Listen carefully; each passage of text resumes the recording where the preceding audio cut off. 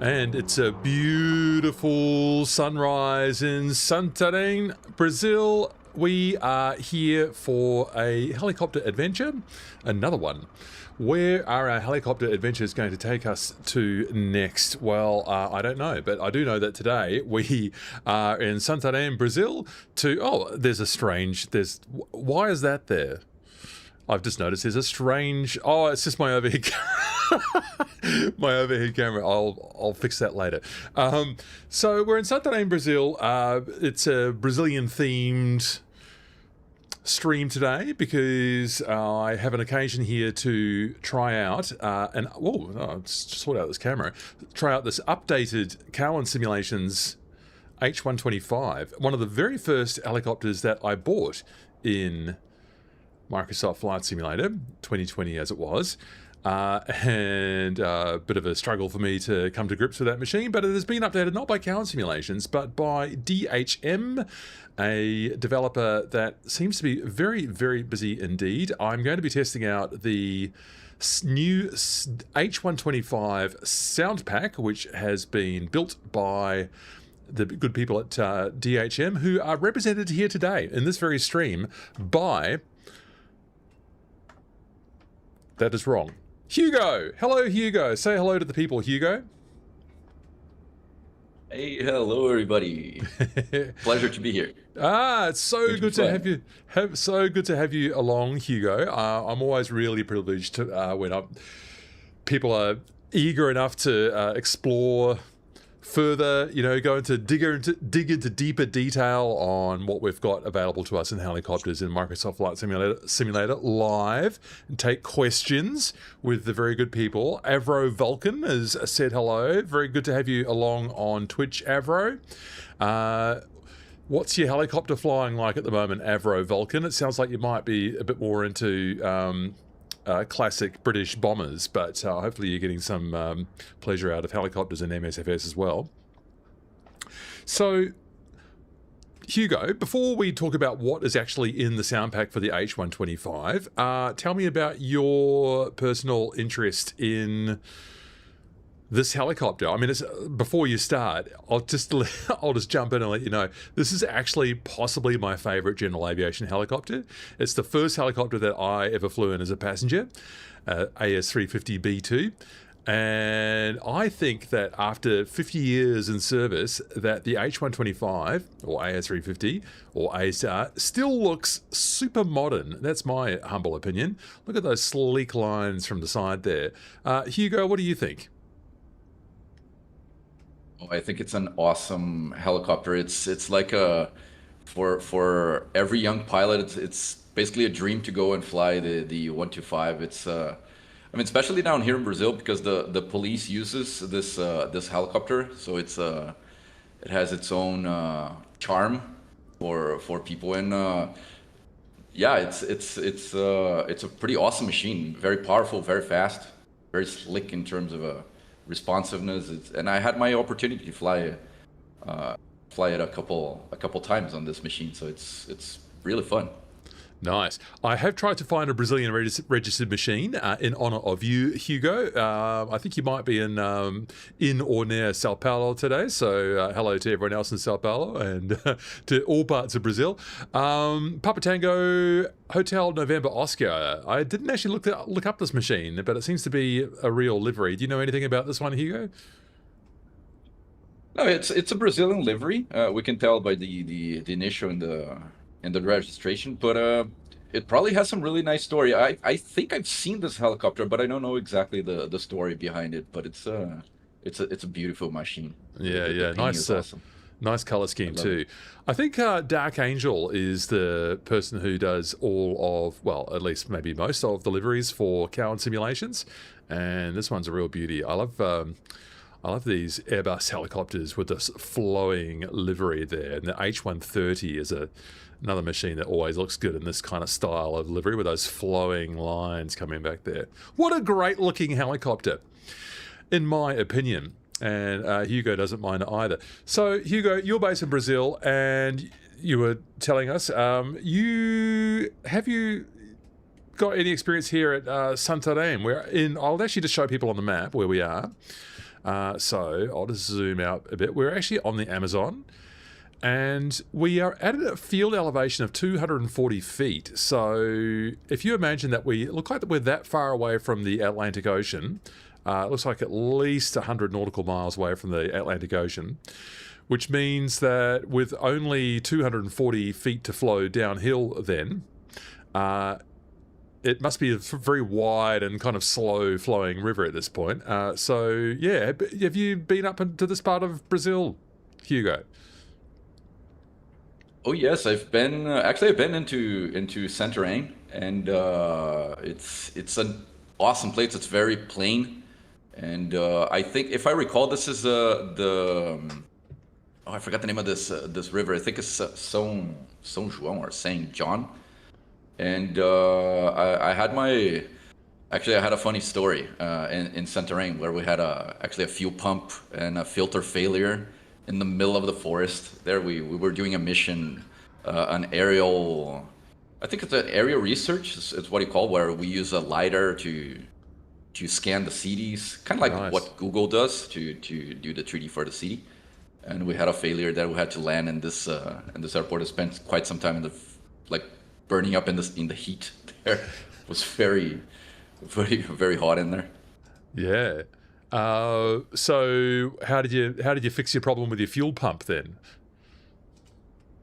Oh, actually, we had the fuel pump and the fuel filter got clogged up, and we landed basically with almost no pressure in the fuel line, and we had to wait for rescue, for an aircraft to come with the pieces. And actually, it's a funny story because the actual aircraft that landed there to rescue us landed geared up, so everybody basically got stranded. Oh, no. Even your rescue mission got stranded. Oh no. Yeah, we had to wait for a third aircraft to join in and help us out there. It was quite an experience. Wow, that's amazing. So we got stuck there, me and my two friends there. Santarém is good luck for some and slightly scary for others. Well, I'm glad you all made it out safely. So yes, so thank you for correcting me. Looks like the Tapajos. Oh, Tapajos. Yeah, Tapajos. Thank you. You're going to help me with my Portuguese pronunciation today. Yeah. And it looks like it meets the Amazon here at Santarém. It's a huge airport. It's a huge area. It's very, very pretty, actually. It was fun to fly in there. Mostly flew over the forest in there, the Amazon forest, but it was pretty fun. Yeah. Well, I love flying anywhere in the world, so I'm glad to sort of be along here today. If people want to join in, the ICAO code there is SBSN, so I might just put that here into the chat as well. ICAO for today, SBSN. There you go. People, if you want to join in, you can always just hop on your helicopter and have a bit of a laugh here. We're going to do some test flying. So we do have a new sound pack to show you, and I'll just give you all the details about what we're talking about today. So Hugo is going to talk me through the new sound pack here for the H125. I believe was recorded from an AS350, but obviously very similar setup, so we can talk a bit more about that as we get going. This joins two other sound packs that DHM has already created for the 206B3 and the 206L3. These are all Cowan Simulations helicopters, so the sound pack does require you to have the Cowan Simulations purchased already in your hangar, and all of these packs are US $9.99 on the MSFS Marketplace. If you have purchased the Cowan Simulations helicopters from a source that is not the MSFS Marketplace, there's something called the package reorder tool. We can talk a bit more about that later on.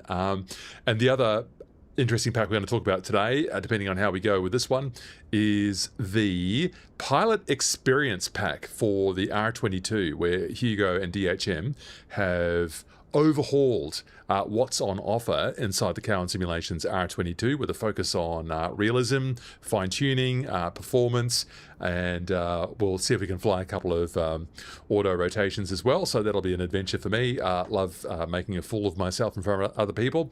So we've got that to look forward to. One advantage here at Santarém is, as Hugo just mentioned, is that it's a very large runway. So I've got no excuses if I can't make it down onto that runway.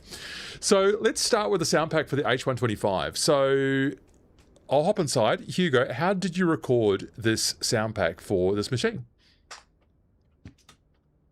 It's actually was recorded from 2 different helicopters, and the main one is it's AS350, which is from a really good friend of mine that we actually fly RC planes down here in Brazil too. So it's another hobby that I have.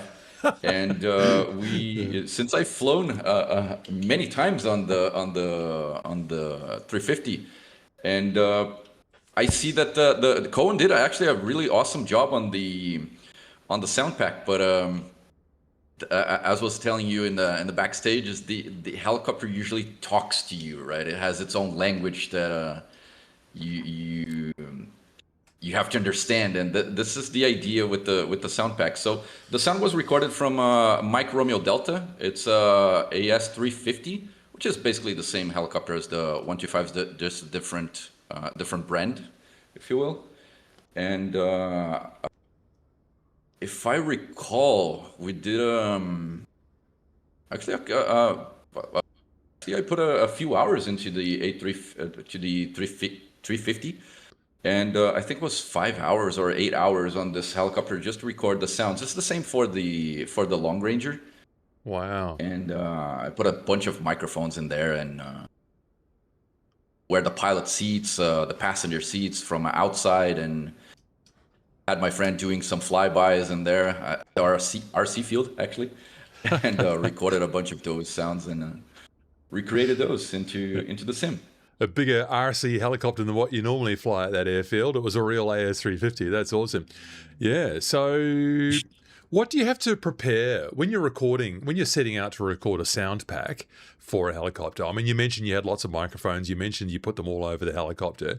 What do you need to have in your mind to set up for this? And you also mentioned that you did it over several flights. So, I guess we consumers, we're lucky to have the knowledge that you've actually put a significant amount of flying time in this to make this so real for us. And by the way, just a shout out to me, this is completely by accident. I have put myself completely in the shadow of that tower as the sun is rising. And how beautiful does that look right now? That's brilliant. So Hugo, what do you have to plan when you're setting up a recording like this? Well, the first thing is understand the machine that I'm that I want to work with the sound pack. It's understanding the language, as I mentioned before, that I understand exactly what the helicopter is talking. I mean, the language that it speaks, so I can record specific sounds for the helicopter. So it's not just the blade slap, but it's like the sounds that the structure of the helicopter makes, the sound it makes with different temperatures, with different weights, with wind direction. So at first I just basically just fly the helicopter without recording anything, just to get the sense of what of how it speaks to me. And then of course we have to go into a very silent and a very silent place where we can actually record everything, because usually airports and you have a bunch of helicopters flying around, and those microphones, they are really sensitive. So I basically fly either as a pilot or as a passenger, and I get the sense of where the sound it's better representative of what I want to show, because in the sim, it's not really an one-to-one representation of the aircraft, but it's more of a spirit of the aircraft, is what I like to call it. It's that sense of, wait, I flew this helicopter and I remember the sound, right? I remember it doing this specific sound when it was landing or shaking, or something that is very It's a minor detail, but in the 350 there's a high vibration when you're when you're close to hover and the transitional lift, and the fire extinguisher makes a noise. So the little ring on the fire extinguisher makes a noise in there. So I try to capture all those tiny details in there. So this is the kind of like the research that we do on the helicopter before flying. So that's why we're focusing on the helicopters that I fly personally in real life. And so I know that I'm doing a good representation of what the helicopter feels and sounds like in real life. Well, don't be too disturbed, but I have just had a quick look around, and I'm not sure that the Cowan Simulation's H125 is equipped with a fire extinguisher. So in this respect, the sound pack is more realistic than the interior model of this aircraft. I know Cowan did an awesome job. I love this helicopter. It's pretty fun. I love Cowan. He's a nice guy. Yeah. Quite a character. So I must catch up with him soon and see what he's working on. Akan 46, hello to you. You saying you must try the free realism mod for the H125, and that would presumably be for the Cowan helicopter, Akan, and not the Sobo, I'm imagining. So if you could clarify that for me, that would be helpful. Akan, you're saying it makes it performance realistic and introduces features like servo transp, working hydraulic system. You need to empty the servo accumulator with a cold and dark start, etc. Wow, that's impressive, Akan. So I like the sound of that. I just was not aware of that. So if you just clarify for me, please, if that's the Asobo or the Cowan you're talking about there. And Helicopter 5432, a long-running supporter of this community. How good to see you. Thanks for coming. Very interesting. Good questions, Matt. Question for Hugo. How do you record, for instance, the rotor sound separately from the engine sound? Yes. And did you have to do any programming in the sim, or just prepare the right sounds to let the sound engine wires do the rest? Oh, so two questions there. First of all, Hugo, let's deal with the first one. How do you go about recording the rotor and the engine sound separately, or can you even do that? Oh, actually, we can, and it's a very. I mean, the execution is very simple, but there's some black magic happening in the background. It's basically I use some directional sound microphones. I mean, oh, my English is getting damaged here. So we basically use directional microphones, and what we do is we sync all those microphones. So they are connected to a soundboard, if you will, and this controls the signals from. It's called a Zoom 800. So they control. It basically synchronizes the sound wave from each microphone. And what we do is we can actually. How can I explain in a simple term? It basically. All the microphones are recording their specific sound, like tail rotor, cockpit sounds, structure sound, and rotor head. So it knows what microphone is recording what, so we can actually remove that sound or make a negative destructive wave from that sound. So I mean, in technical terms, you just put the minus in that specific microphone, so all the waves that it generates removes that sound, so we can basically filter the sound. So that's why in the sound pack, once we start flying, you will see that you can actually tell very specific sounds from the aircraft. Those have all been filtered out to their specific directional sounds. Amazing. What's really interesting to me about that is I have heard from other sound designers that their approach is not necessarily to synchronize, that they just record the individual sources and then just mix it all together later on in Wise. Wise is the sound kind of middleware that Microsoft Flight Simulator uses to kind of mix the sounds live for you and me when we fly these machines. So depending on our position and the speed and all the other variables inside the simulator, the sounds are updated. So to the second part of Helicopter 5432's question then, did you have to do any programming in the sim, or do you just let the sound engine do the rest? And I think I know what the answer here is. I suspect there's a lot of work in Wise. Hugo, what's it like? Oh, there's actually a lot of programming, way more than I thought I would need. actually, because I have to program basically where each sound will start and every situation where the sound would start. So, for example, I would have to take temperature, air pressure, engine RPM, rotor RPM, the torque, the temperature of the engine.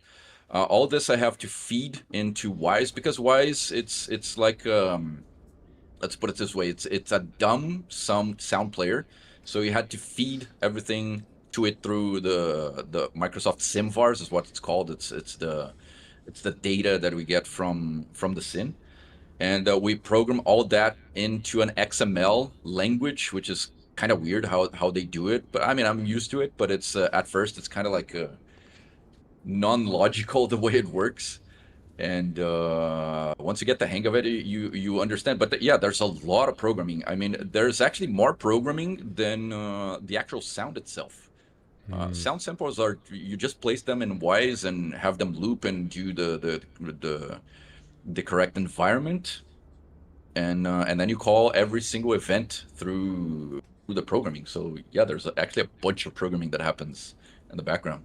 Wow, it sounds like a massive amount of work. I once tried to learn Wise, and there's a basic kind of tutorial project that you can do, which I sort of found interesting. But when I realized just how complex it would be to transfer that over to a simulated helicopter or aircraft, I started to um, uh, feel overwhelmed by the complexity. Obviously, Hugo did not. Hugo, you persisted with it, and you've come up with some successful sound packs for us. Just before we go on, I should mention that I have tried the Bell 206 and the 206B3 and 206L3 from DHM. I have put those in streams before, and what is really special about those sounds is what Hugo created in terms of the rotor slap. It makes the machine feel really alive. Like the conditions, as Hugo was saying before about the temperature, the weight, all factor into how the machine talks back to you. Hugo's already said that a couple of times. Like the way the helicopter speaks is incredibly important to him. And like what I was blown away with when I used the Bell 206 and the B3 and the L3 sound packs for the 206 was just how organic the helicopter sounded when Hugo successfully mixed all of those different rotor slap sounds together, the blade slaps, the variable pitch on the engine and the gearbox and stuff. I mean, it's an incredible amount of work. It's what I guess consumers don't necessarily realize is just the amount of work that goes into creating that in that sound package Wise that Hugo was talking about. So it's really interesting to hear that. And looks like Helicopter 5432 is happy to hear that as well. And you're curious to hear the result. Yeah, we're going to hop on soon. Akan just wrote back and said, yeah, the realism mod is for Cowan's H125. That makes sense. Available for free on flightsim.to. I'm sure you will love it, says Akan. Well, I should just check that out one day. Now, Platty, sorry, I'm a little bit behind. You asked, will this have to be done, the sound pack that is, will the sound pack have to be redone when and if Cowan releases native 2024 versions of their helicopters? Hugo, I guess you've already done most of the work and it would just be a matter of adaptation. If you came to having to do these for native 2024 versions, how much extra work do you suppose that would be? Actually, it's I had the experience of doing some conversions because, as I mentioned to you in the backstage, we did some of the default helicopters and aircraft for Flight Simulator with our company. And the thing is, Flight Simulator 2020 and 2024 are not completely different the way they work, but 2024 gives me much more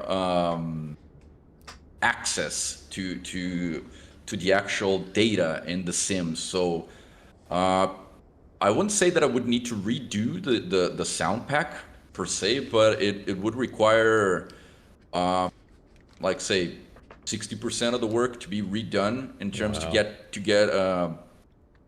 use everything that the simulator provides us, like the carrier mode and career mode. I mean, not carrier, the career mode and more ambient environments and the level of detail, the precision of the data that we get in the sim. So I would actually be able to do a higher quality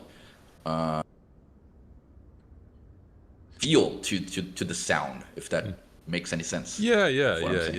I think so, yeah. Especially when you talk about how the simulator 2024 gives you a lot more potential to work with, so a lot more detail there. It sounds like that's quite interesting. I wasn't aware of that. So Avro Vulcan earlier said that your favourite helicopter is the Gimbal Cabri G2. Lovely. Well, I suppose it's kind of technically one of my favourites as well, because it's the only one that I've actually had a couple of hours flying it myself, just as a beginner. But I quite agree with your interest in that, Vulcan. But the question is it possible to get a Gimbal Cabri G2 sound pack in the future? Yes, I'm sure it is possible, Vulcan. What do you reckon, Hugo? Any interest in having a look at the Cabri as well? Yeah, actually, this is something that I've been observing on the community. It's something that actually I see in your videos. It's something that you are creating here, an awesome community of helicopter pilots. Which Thank you. We always been the oddball in aviation, right? We're always left to the side, and I see that a lot of people are enjoying this the work that we're putting into those sound packs and pilot experience. And it could be something that I could work on. It's like I said, the simulator, it has so much potential that it's not being used. Not because I understand that Microsoft, they're doing a bunch of aircrafts and they can't focus 100% on that specific aircraft. So that's where we come in with the sound pack and the pilot experience pack, is to go that extra step, like it's missing that little spirit on this helicopter. And yeah, the Cabri, it's the competitor for the Robinson 22, and I think it's an awesome aircraft. And yeah, we could give it a little shake there on terms of sound pack and flight dynamics. Well, I'm imagining that 8 hours to record a Cabri would be cheaper than 8 hours to record an AS350. So there is that benefit for you. But a comment there from Big Ben as well. Hello to you. You've not tried the Cowan Sim H125 for ages. Neither have I, as a matter of fact. As you found the Asobo one better, Ben. Sure. Has Cowan Sim updated their H125? They've done 2024 compatibility, but they haven't made a 2024 native version yet. I haven't heard Josh talk about this one for a while, because of course there is the default H125, and whether he wants to try and compete with that with an add-on and updating it, I don't know, and I don't know if he's talked about it. I thought that he had talked about the RS66 though, and that of course is also a default in the sim. So that's really a question for Josh Cowan about whether he might want to further update these and do the upgrades to bring them into the 2024 standard. So Akan, the flight model isn't improved. At least the latest version is still far from perfect. It's too sluggish and not enough authority on the cyclic. Well, there we go. So mixed reviews there. And I mean, some people tell me that the Cowan H125 still flies more realistically than the default Asobo. The default Asobo, of course, looks fantastic, and I think it's got a pretty good default sound pack. So, yes, so we'll have to see what Josh has got in mind to further develop it. But, hey, let's start getting some things switched on. We have been chatting for a while, so let's just get this... I'm going to turn the game volume right up. I'll have to bring it back when the engines get going, but we'll just bring the battery on. I can hear some electronic equipment there. There it is. So the real test of this, Hugo, is if I then switch it off again and see what happens. Will it power down as well? So you've got, I think it's a little fan, an equipment fan in there somewhere. There it is. Turn it off. The gyroscope. Yeah. Oh, that's the gyroscope spinning up. Nice. Okay, well, I'll bring it back on one more time. Perfect, and you capture it exactly at the pitch where it left off. I love that. So that's spinning up now. Black Fox, hello to you. Matthew Crawford, the H125 man. Yeah, a lot of my earliest 2024 videos were all in the Asobo H125. And as I was saying to people before, the H125, this very add-on has a bit of a place in my heart. It was the first helicopter add-on that I purchased. I think even before the H125 from Height Performance Group, because I did have that real life experience as a passenger in the AS350B2 back in the day.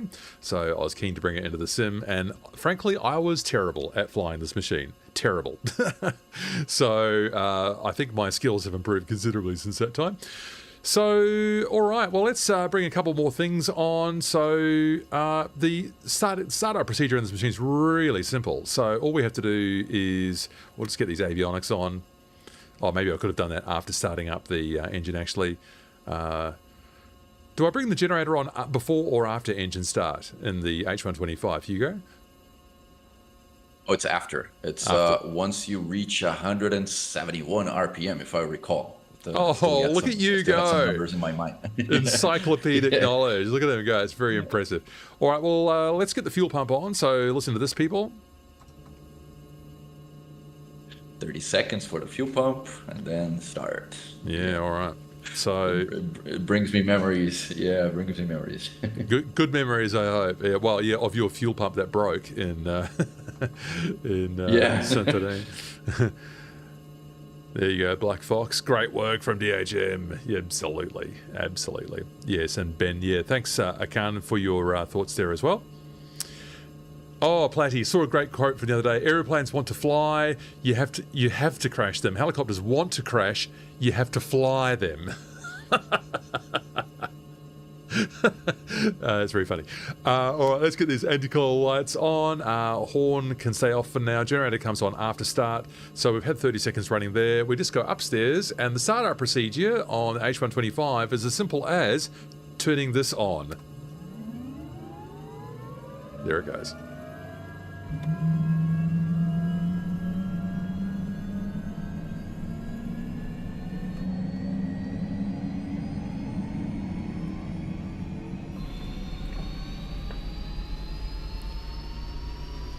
Make sure that's on idle. It is.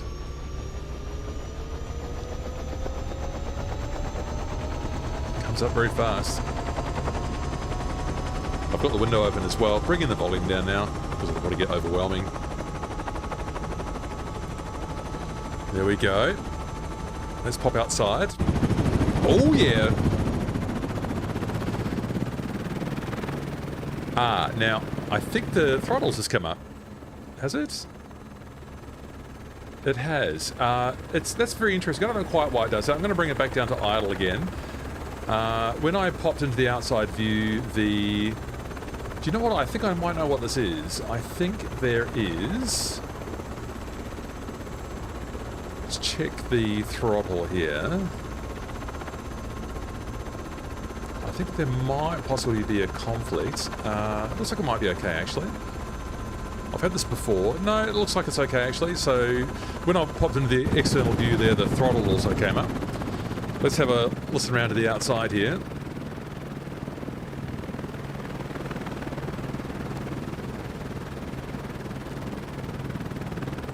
Get right up close to the tail rotor. And Hugo, you do have a separate tail rotor recording, don't you? I can tell. Yeah, we can actually move it around and see and check the difference it makes.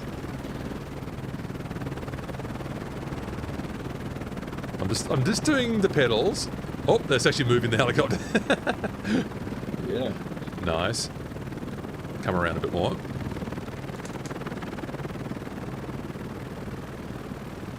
You certainly got a beautiful sort of crack on the blades there, like a nice whip sound. And notice when we come around to the front of the helicopter, people, we get quite a different soundscape now. This feels a bit windier up here. Oh, what you're seeing there is the reflection of the tail rotor into the fuselage. It's something that it's actually pretty interesting how it works. On the right side of the helicopter, you can actually hear it. Okay, so if I go back over this side. Yeah, and step on the pedal a little bit. Oh, there it is. I just got it. Okay, so all right, people, listen to this. Pedals are neutral right now. In fact, you can see you can see them moving in the little window. Fantastic. Here we go. So I'm going to add left pedal now. Listen to the difference.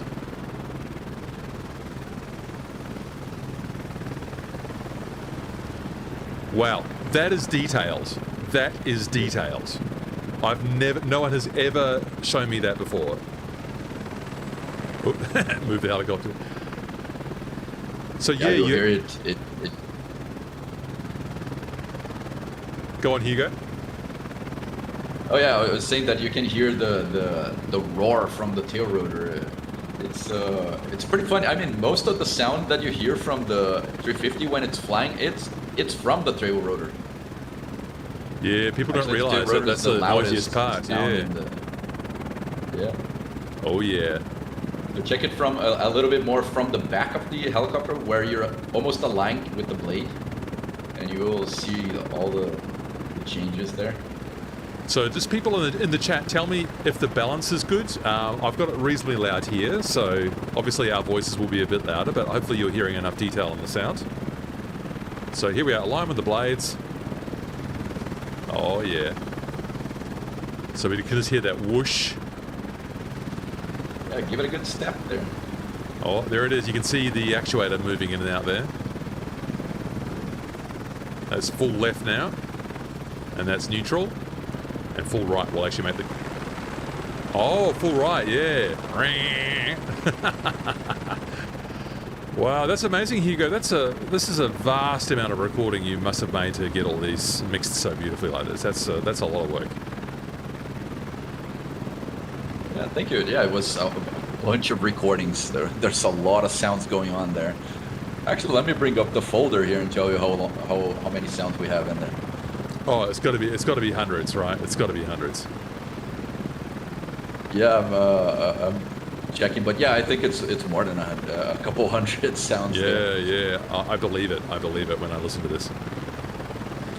So yeah, I'm really enjoying all that vibrant sort of whoosh and rush of the sounds coming through here. Oh, Vulcan, I can just imagine what a detailed CH-47 would sound like. Oh, imagine that. We're going to need a bigger microphone for that machine. Yeah, it would make justice. So a couple of other comments. Be able to capture it. Yeah, that'd be an incredible project. So maybe you need to be in England or the USA to do something like that. But Helicopter 5432 sounds great so far. Andrew Toos has agreed as well. Good. Hugo, did you make binaural recordings as well, or how did you work on spatiality? I think Hugo was talking about before how he multi-tracked everything. So he recorded multi-tracks with a different microphone so he could mix it live through Wise, and he was also doing some isolating. But yeah, did you make binaural recordings, Hugo? Do you know what he meant? What Helicopter 5432 means? I'm actually impressed that people actually make this question, because yes, indeed, one of the microphones, one of the Zoom 800s that I used, especially the Pilot, the one that is sitting on the Pilot, it is a binaural. I can't say that word in English. Binaural. So basically, it records the way your ears listen to the sound. So this is very. It's a pretty awesome experience when you are in VR, because in VR, when you move your head and you're seeing it, you can actually tell exactly where the sound is coming from with all the frequencies and everything. It's a great experience actually in VR with the binaural sound. And but yeah, that's one microphone. One of the microphones in the pilot seat was a binaural microphone. Nice. By the way, I didn't use the one that goes into my ear, because I was using radio and headphones, so that wouldn't work. So it was an external microphone right in front of me when I was sitting in the pilot seat. Nice. I'm just doing a bit of an experiment here. I'm just moving far away from the helicopter, and we've lost all those high frequency wind rush sounds, and we just got that chop chop of the blade, and I can kind of feel the lower frequencies are faded off now, and we've just got that mid-frequency chop of the blades now. Yeah, nice. How far away did you record it at a distance? Did you have to sort of go 100 meters away, 200 meters away? When yeah, you're putting me through my paces here with the sounds. It's pretty cool. I'm loving the questions. because those recordings, the external recordings were done with the actual helicopter flying. I was in our RC field in the middle of the field, and my good friend Hugo was flying his helicopter around us in circles, and he was doing a spiral, so getting closer and closer and closer with every turn. And actually, you can hear this helicopter from pretty far away. We actually counted up to almost 5 kilometers. You can start listening to this helicopter. So it's a pretty loud machine, especially when you're in front of it. The tail rotor, you can actually hear it like almost a minute before you see the helicopter. Yeah, agreed. You can hear that blade slap. All right, popping back inside now, and I'll just close the little pilot window here. That's nice, a little bit more relaxing now. I didn't get the generator on. Let's fix that problem right now. Luckily, we didn't flatten anything. And we just will, at this point, get the... I don't think we need pitot today. Or it's very humid, probably, in Santarém, so maybe that is useful. SAS is off, anti-cols are on. Horn remains off for now, but we'll deal with that in a couple of minutes. And so I think we're just about ready to go down here. I just need to get that guard in. It already is, in fact, so that's good. So I think we're ready to go. Are we... it's gone back up to flight again. Why is it doing that, I wonder? I'm going to put it back down to idle one more time. It'll be something to do with my setup. We're certainly not going to blame Hugo for that. It's just that maybe when I'm popping outside with the chase camera, I'll go outside, then back in. Yes, there it is. It's come back up again by itself. How strange. Well, if anyone wants to tell me if there's some Shift F4 combination that's doing it, because I think that's what that... Oh, is it Shift F... I've got to check this again. Keyboard, is it Shift F8? Search by input, Shift F8.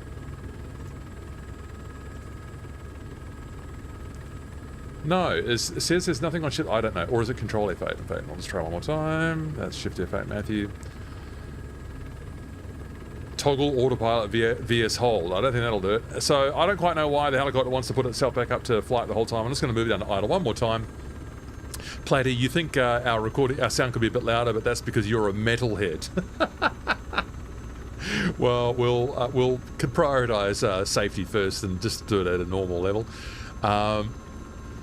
Yeah, Black Fox, that little buzzing sound always shows you that tail effect on the H125. Correct. Hi Matt, has there been an update to the DHM H125 sound pack? Yeah, I think Hugo did an update last week. Is that right, Hugo? Yeah, actually, we are constantly updating the sounds as we get feedbacks. It's we try to do a turnaround, a pretty quick turnaround with the feedbacks, because, like I said, the idea is to everyone have fun with it, and I also have fun with the sounds. So whenever you see something, just give us a feedback straight away, and I'll jump in there and fix it as quickly as possible. It actually, fun fact is, it actually takes more time to upload the sound to Microsoft and have it released than to actually fix. To actually do the fixing of the sound, so they have their own schedule there for update releases. So if I had one bit of feedback, let us know. Yeah, if I had one bit of feedback so far, just based on what sounds we've done today, I've got a little volume knob here that I was controlling when we were starting up. I wonder if that initial startup sound could be a bit louder, because I had the knob 20% higher for that part. So I wonder if did you notice anything about that, Hugo? What's your view on the comparative volume or level of the engine startup sounds, just the initial startup? I mean, I didn't have your sound fully on here, but usually there's a technical rule that we follow for developing sounds for Microsoft. There's some specific dB levels that we have to keep it as a standard, not as a standard, but to keep it on par with the rules for Flight Simulator. Right. And we're actually following those rules. Of course, in my sound, I went a little bit higher than it should, just to give that oomph, because the helicopter is actually pretty loud. So, but it sounds correct to me from what I heard. Good. So, Hugo, what I'm going to do is I just realised that I was not sending you the game audio through this little channel here. I'm just going to get ready on your ears. If you've turned it up, I don't want this to blast your ears. So I'm about to send you the game audio. This is just the personal mix that Hugo's getting. So now you should be getting my voice mixed with the game audio as well. Is that correct, Hugo? Yeah. I just had your volume down on Discord, but yeah, I have it up now. Okay, good. No, that was just a little mistake I made. I have to remember to turn that off as well. Otherwise, people in the Discord chat get blasted with my game audio as well. All right, Platty, Alt F4. No, I'm not going to fall for that one, Platty. Nice try. Yeah, Zachy, you always turn the volume up for startup. Love a good turbine whine. Yeah, just that moment where the fuel's introduced is really quite special, isn't it? Okay, well, let's start thinking about doing some flying. This has got to be a new record. 49 minutes into the stream, and I've not done any flying yet. I want to show you something cool. It is the horn. This is how you can tell that you've got the DHM sound pack installed, because the horn sounds like this. So this is the original AS350 horn. The H125 has a very subtle doob sound, but this one actually, as Hugo describes, it sounds like a VW Beetle. So it's really quite something. Zachy, I'm not flying the realism pack, principally because I didn't realise that it existed. So sorry about that. So that has been brought to my attention in the stream already today. So I'll be trying that out next time. So let us get this throttle up now. We'll do it slowly. And I'll just turn on the horn for the last part.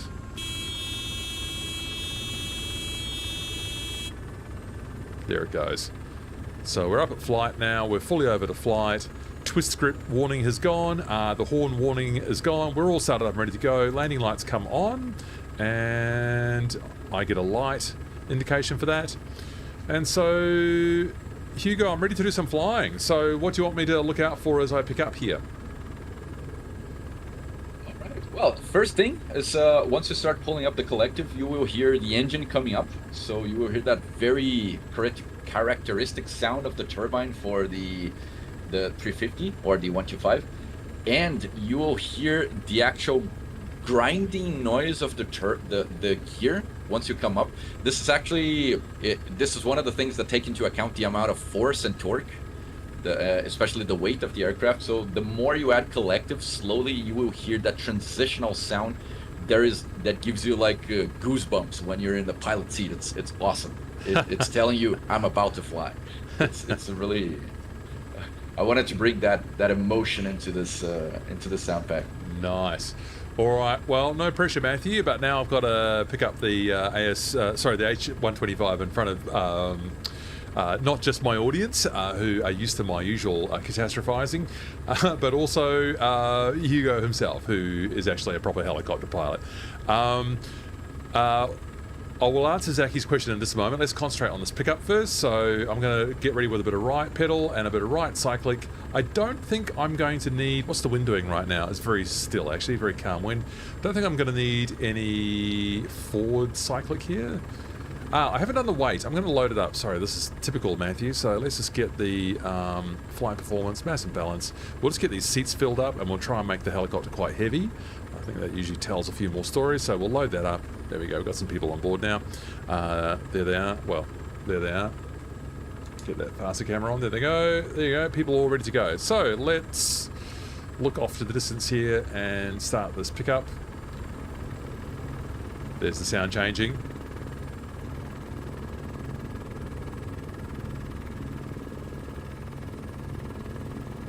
There's our downwash effect. Looking out. Doing it very slowly.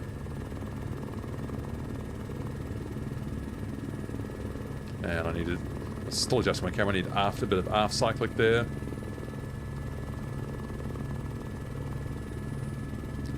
Came off a little bit suddenly in the end because I was distracted by my own camera. Just going to trim that out a bit. With the... Oh, I don't have my Moses software on, I just realised, because I'm not getting any force feedback. So we'll just pop it back down again and you can hear the difference.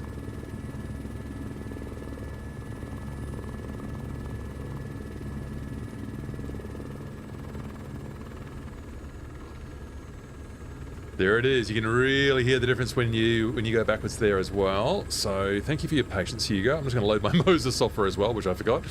So, I'm loving it. Very good. So someone was asking about the camera shake. That might be from FS Realistic Plus, but I think, Hugo, did you say that you've actually also... Oh, sorry, it was Akan who was asking this. Did you also add in some camera effects with the sound pack?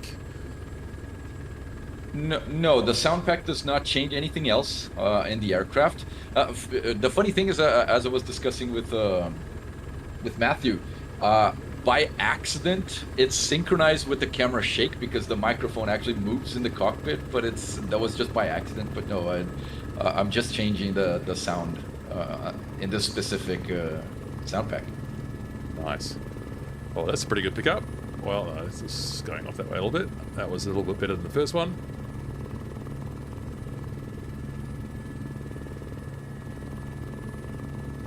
Yeah, it's that turbine is telling you that it's working right now, and I could just hear that little high-pitched whine changing as well. So I'm pretty happy with what I'm hearing here in the sounds. Let's get my camera head tracker back on again, just as we come over to the main runway. Yeah, and also the tail rotor. You can hear it screaming back there. I can hear. Can I hear it screaming? Is screaming the right word? I can hear the. I can hear. Yeah, if you step more on when you do the curve to the right, yes, you will hear it. Okay, all right. Wah, wah, that wah effect. All right. Well, I'll be sure to give it a good amount of pedal here. A couple of questions. I'll do this turn, and then we'll just deal with a couple more questions. So we're listening for the tail rotor effect as I come around the corner here. Oh yeah. So sort of a whooshing sound, yeah? Yeah. So I'll just give it a little bit more left and right. Yeah, I can hear. It's almost like the wind's howling in the windows, you know?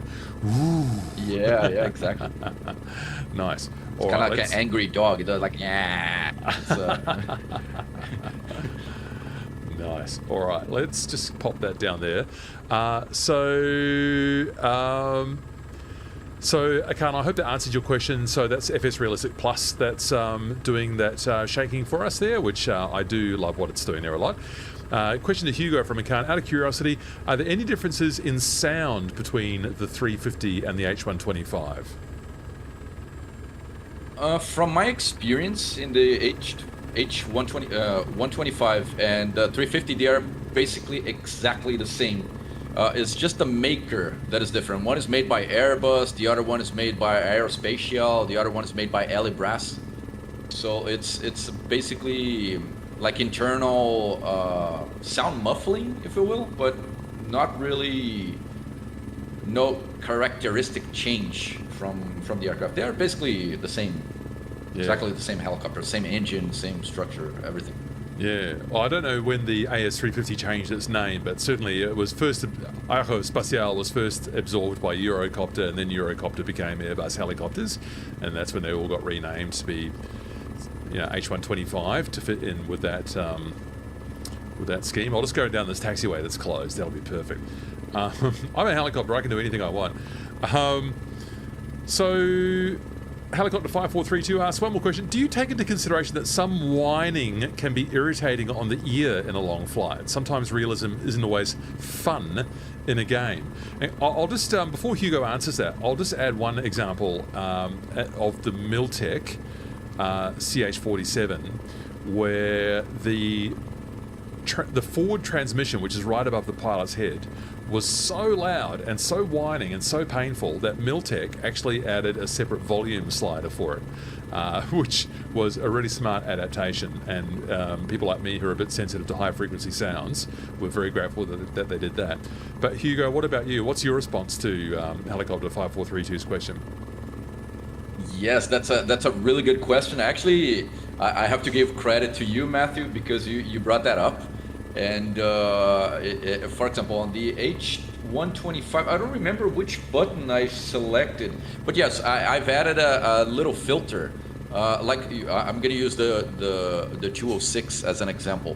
the 206, if you think if you feel that the engine turbine, that whining noise, it's not comfortable. You can just pull the hoist jumper on the overhead panel, and it will filter out that specific sound. And it's the same for the 125, for the Long Ranger and everything. I always add this little filter there, because realism, I can't go realism in here, because if we do, everybody would be getting deafened by the sound. But yeah, it's supposed to be a fun thing. That's why I'm saying that the sounds, they are not really 100% realistic, but they have the spirit of the aircraft. I want to give you the feeling of the spirit. It's there, right? Yeah. Not the sound realism per se. Yeah, I get it. That's really smart. I'm going to pop it down here again, and notice when I was doing my pirouette there, we got a bit of a contact when I accidentally made contact with the skid. So I'm just going to slap it down now. And Hugo's just given us a gadunk kind of sound there. So as I hit the ground with it. And Big Al's here. Hey, Big Al, nice to see you. Here is the details for you. These are all of these DHM packs, the Pilot Experience Pack for the R22 and the sound packs for the 3 helicopters that Hugo and the DHM team have done, are all US $9.99 in the MSFS Marketplace. But you do need to own the Cowan Simulation helicopters first for those things to work. Sorry, I think I missed a question earlier on too. Are you able to do the sound pack also for the Asobo H125, Hugo? Yes, actually that's in the works. It's just that it's a little bit more complex because of the encryption. But yes, that's underway. The update for the Asobo, because the Asobo has such an awesome 3D modeling there, but the sounds are kind of like missing a little bit. But yeah, we're working on it. Actually, we have a couple other sound packs that are underway. Ooh, how very interesting. Are you ready to tell us what they might be yet? Or give us some little hints, or not quite ready to talk about that yet? I can tell one that is very famous for rescuing people in the sea. All right. Well, there's your hint, people. I think that could apply to quite a few different helicopters, but I appreciate your little hint there. Okay. All right. Well, we'll wait to see what news might emerge from DHM in the future about that. So we better do some flying. So I'm actually going to pick up properly now, Hugo, and I'll just do this one a bit faster. And we're going to pick up some speed now. Mose is going to send me some transverse flow effect vibrations into the stick. So I'm having a bit of trouble getting my camera right there. That's better. There it is, getting the transverse flow effect now. Just a tactile effect in the stick. And up we go. Trimming the nose down now. Just getting the pressure out there. I can feel it changing in my hand. Look at the river here. It is absolutely still. It looks like a sea. It is so wide. That's the town of Santarém over on our 1 o'clock, 2 o'clock over there. We've even got cruise ships coming up the Amazon here as well. That's lovely. So let's just do a turn here. I'll just do a 90 degree to the left. Bit of left pedal required here. Can hear a little bit of an extra whistle there. Might have just been the bit of the pedal there. I'm going to pull a bit more collective, but don't need to. That was the me hitting the limit. So I'm maxed out on the collective right now. So let's just get this nose down. We'll get some speed going. Because Hugo, I know you want me to fly it fast, don't you? Oh, why don't you have fun with it? I'm just here for the ride. Well, I know that you've got a little sound in here for a high speed, a high G turn. So I'm going to try and get the speed up a bit higher.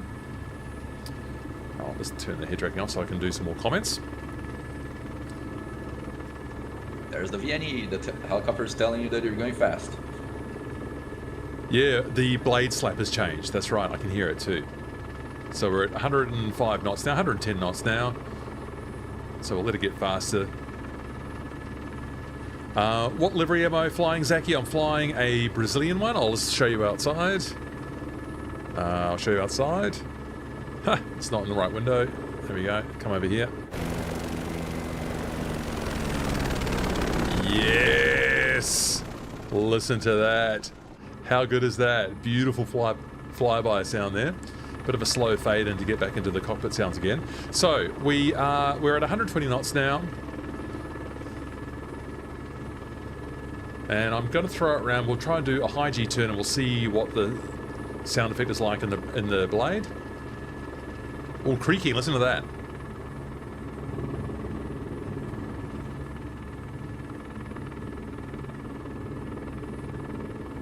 Yeah, so we get like a low pitch dragging effect, but I was also, when we got the speed up, I could hear a little bit of some items bouncing up and down in the cabin. Hugo, is that correct? Yes, that's a fun thing. Is that like I say, the helicopter is telling you that it's not liking what you're doing. Like for example, you're a very high weight, so this means that your VNE, not the aerodynamic VNE it's coming, but the actual sense of the helicopter is not liking it, so it will start shaking and doing all it's telling you it's not liking it. And the one cool thing that you did is that you did a curve, a high G curve going up, so that generates one sound. If you do a high G curve level, it will do a different sound, and if you do a high G turn going down, it will do a third different sound. So the helicopter is telling you if you're going up, down, or keeping it level. So it's pretty cool. That's amazing. Amazingly comprehensive that you actually captured all those different sound effects based on the behavior of the helicopter. So we're 140 knots now. I'm turning the sound up a bit. Yes, that I can hear things knocking around inside there, which is really nice. All right, so let's try one going down. I'll have to lower the collective period because we're going very fast. Here we go. Oh yeah.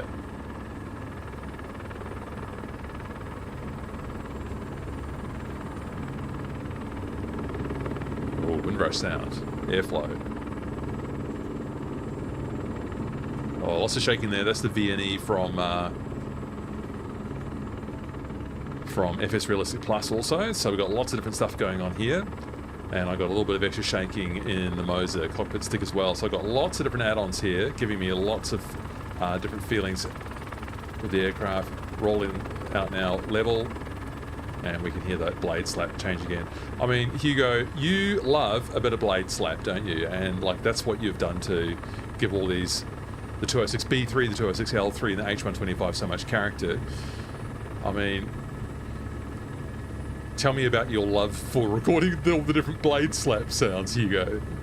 Oh man, I have it always brings me like to one of those movie scenes, you know, like the UH-1 sound, and it's like for example, especially on the 505, which has a lower rotor RPM.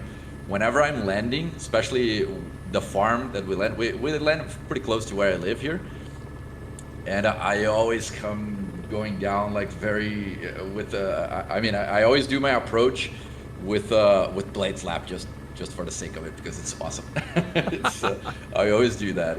There's a specific speed, so basically like roughly between 40 and 60 knots, and just a little bit of collective down, like 100 or 200 feet down, and doing and raising the nose just a little bit. That creates that awesome slap sound. It should be the same in the 125. So if you lower, at that speed, you are 90 knots now. Yep. Lower the collective a little bit and slowly bring up the nose. Okay, so collective down, and here comes the nose. Oh. There you see of course the RPM is a little bit higher, but you hear a little whistling sound, like it's a different flapping sound that happens. Keep it this way. Yeah, keep it this way with the nose up, and lower the collective and let the speed sink in. All right, here we go. So one more time, I'll turn the volume up and stop talking.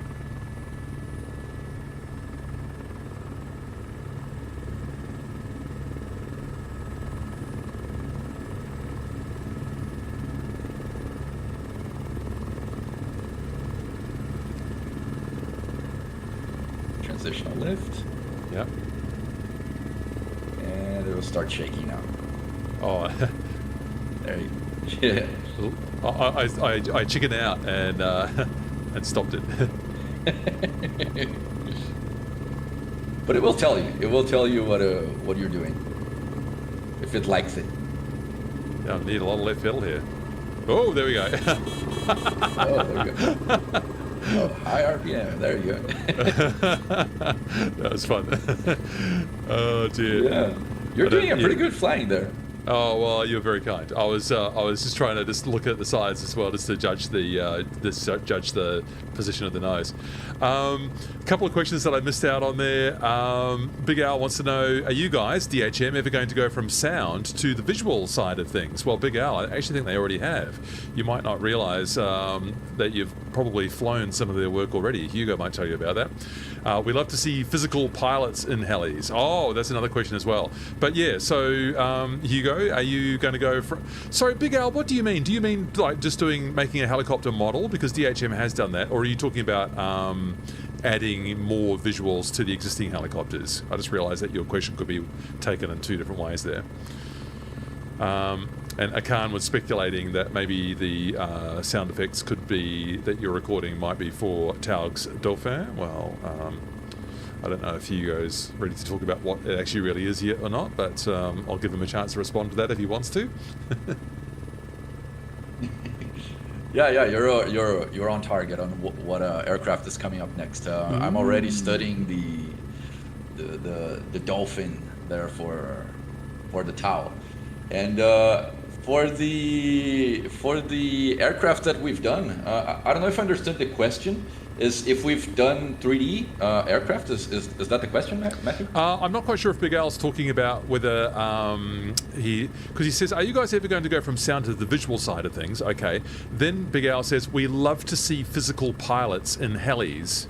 So I wonder if he's talking about characters to add inside the helicopter as part of an add-on. I'm just not quite sure, Big Al. You might need to clarify for us. Well, I can give some ideas of what we're planning and a little bit of background of what we do.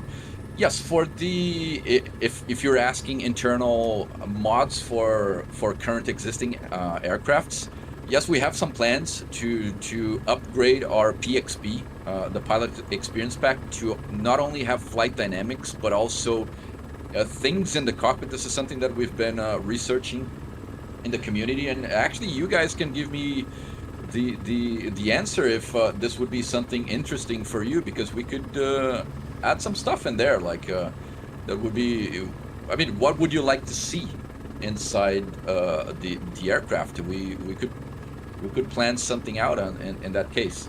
And as for 3D helicopters, we actually already done quite a bunch of helicopters in Flight Simulator. As an example, the Robinson 66 in the default Flight Simulator was done by us, the 3D, the sounds, the flight dynamics, in conjunction with the awesome guys at Carenado. So the whole 3D model there, apart from the texture, it's ours. The PC-24. We actually did some for Cowan. Cowan did an awesome job on top of the model that we sent them. So the CH1 for Cowan and the Sikorsky 76, we did the initial models for Cowan to start working with. So those have our hands in there too.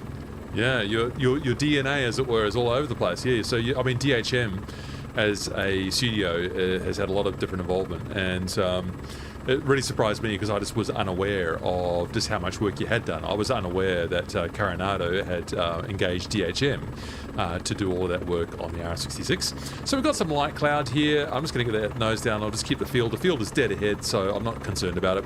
And we're also saying hello to A320 Simulations. Hello, Daryl, another excellent YouTuber. Frustrated A320 captain who still gets to enjoy flying helicopters in the simulator, at least. A lot of helicopter real-life experience as well as a incredibly professional, experienced professional. And he got to tell us a little bit of story time with Daryl last week on a stream where he's telling us about some of his incredible experiences. So hello to you, Daryl. Nice to see you. Yeah, and Big Al's just clarifying that, yeah, you want to see more visuals in the heli, like animated pilots, so you can see what you're doing as a pilot. Maybe see your hand on a stick and things like that. Yeah, sure. Yeah, it'd be quite, I mean, you could... I mean, it's endless. The possibilities are endless, aren't they? All the different things that you could potentially add, you know, inside the cockpit. Yeah, it's like seeing the articulation on the arms, maybe the pilot looking around more. Maybe if you're descending, maybe you're looking down here through the vertical reference window, all of that kind of stuff. So there does seem to be a lot of possibilities. Now, what do you think, Hugo? Shall we try an auto rotation? Oh, go for it. Got my seat belts on here. Back here. Oh, I might get a little bit closer. Gary's asking, when will you start on your AW139 helicopter? Everyone wants an AW139. Yeah, actually a friend of mine owns 139, and he's been screaming at me every time we see each other for us to do a 139. We got a couple simpler helicopters on the way. That I mentioned to Matthew that we are planning on getting them going, especially the one that if you look around the stream you might be able to see the one that we are planning on doing. There is a hint on the screen right now as to what the next DHM helicopter is. So yeah, we have some plans. We have some plans there. We need you guys' feedback. We need everybody's feedback to see what you guys really want. Yeah. Well, I mean, Hugo, before I attempt this auto rotation, what I would love to see, more than just about anything else, well, I mean, I love the fact that Avro Vulcan was asking before about sounds for the Cabri. I'd love to see a pilot experience pack for the Cabri. I know it's the encrypted Asobo edition there, but I would just love to see that given a bit more love and to be able to fly it like a trainee pilot would. So yeah, I'd love to see some more action there. Gary, I will pay you to make this properly and in depth. Well, there you go. The Gary's got deep pockets, so making an AW139 is no small task. That is a complex helicopter. Okay, let's do this auto rotation. So cutting the throttle. Nose collective all the way down. Let's get this rotor speed back up. 60 knots is my target here, or is it 55? I can't remember, but let's get 60 knots going on here. Rotor over speed. So pulling collective. So I've not managed my speed well. Rotor speed now coming back down. So getting ready to lower collective. There we go. So we've got all a bit more nicely balanced now. Losing a bit of speed now. Let's keep the nose down. So we are at 55 knots. I'm losing rotor speed now, so nose down a bit more. And getting ready to flare and level it out. We'll just hold it here, a few feet above and all the way down, and let's turn that horn off. There you go, Hugo. What do you think of my work?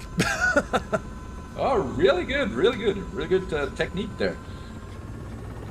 The best thing about it was that I gave you a commentary of what I was doing the whole time. A320, Matt going for the 0 airspeed auto. Nah. No, not that good. Andrew Sousis has got a theory there, 505 inbound. What makes you say that, Andrew? What makes you say that? What makes you think it's a 505? I have no idea. Yeah, well, I'd like your explanation, please, Andrew. Avro, I want to see the Hula Girl add-on for all aircrafts and helicopters and auto gyros. That was That was the hula doll that was in the original Taux Huey. All right, so final request for the H125. We'll take a break soon, and we'll come back with the R22 Pilot Experience Pack. A320, you've got some suggestions on the auto. I'm not going to add you to the call as well. This will just get too chaotic. So A320 simulations, I will gladly accept your auto rotative coaching in a future stream. Andrew, no idea? Lucky guess? Lol about the 505? Well, I was looking forward to hearing your reasoning there. Gary, what's missing in the sim is Bell 412 analog and modern glass cockpit. Yeah, agreed. That'd be nice to see, wouldn't it? Yes, Platty. Sorry, I missed your comment from earlier. Maybe DHM could team up with Got Friends and animate a dog to fly the aircraft. Yeah, you can now fly with a dog or a cat in your cockpit. It's pretty cute. I love the sense of imagination that people have. All right, so let's just do one more. I don't know, quick little circuit here. People can send me their requests for what they want to hear in the H125. Do you know what? I might do some flying with the window open. That's my request. So let's just get this open here. There we go. Bit more sound coming into the cockpit this time. Very hard to fly and adjust that at the same time. Yeah, now you know you're alive and you got all that sound coming in as well.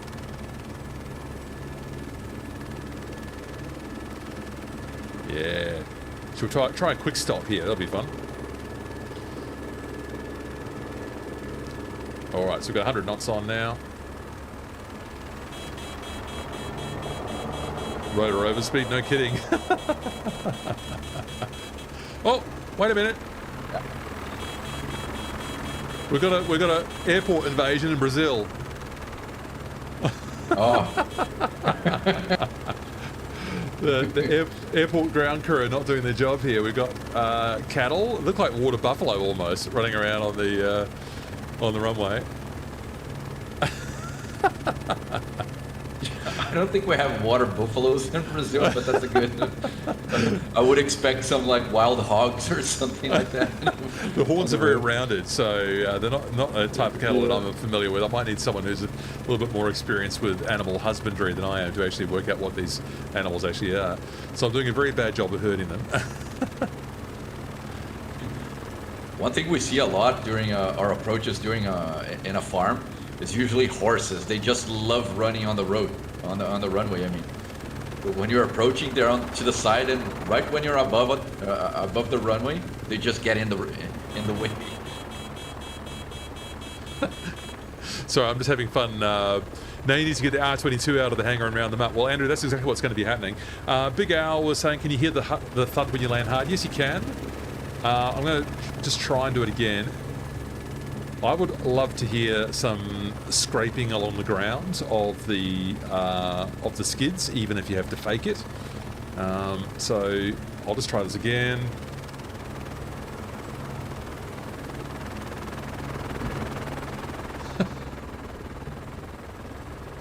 So yeah, it's not a big bassy sound, Big Al, but there is like a clunk and there's like a rebound effect coming from somewhere as well. So it's like a ka-doo-poof sort of sound. Yeah. So A320. If there's actually. Oh, go ahead, Hugo. Oh, go ahead. It was just saying that there is actually scraping sounds when you're skidding on the runway. I might just make them a little bit louder. Yeah. Because on the stream I didn't really heard them, but they're there. I'll make them louder. There we go. So he's taking notes as we go, people. Yeah, Big Al, you need to be able to round up the cattle in the outback. Well, that's what you do with the R22. Pilot, please report to the control tower after landing. Platty, yes, no kidding. A320, here you go. If the R22 Pilot Experience Pack comes with low pay and students who are trying to kill you on every circuit, that will be a legitimate, realistic experience. That's spoken like a true instructor, A320 Simulations. Nice. I can't... Actually, it would be awesome to hear the startup again, but properly with throttle to idle, if that isn't too much to ask. Sure, we can do that. I just feel like I'm going to have to come off the runway to do that. So we're going to do the startup one more time. And you can hear the spool down as well, actually. So let's do both. Let's come back around to the apron. I'm not really flying it properly now. I'm just doing it fast. Come back around to the apron. Exactly where we took off before, in the shadow of the tower. And we will do some more startup sounds. And then we'll have a look at the R22 Pilot Experience Pack that DHM has also made for us. Thanks everyone for participating in the chat today. A really great experience having you all along, watching me behave like an idiot and enjoy all these amazing add-ons that DHM's done for us. I do love a good sound pack. I really do. I really do. So let's get right over to where we started from. I think it was number 12. That's how seriously I take my job as a streamer. Alright, so just a rough landing there. But, so let's just get that twist script down. Here comes the horn. We'll turn that off. I can't turn it off because my view's interfering. There we go. Get rid of that. Alright, so landing light comes off, and let's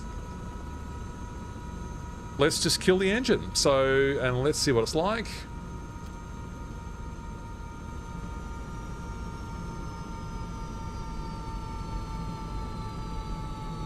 So there's the turbine dying.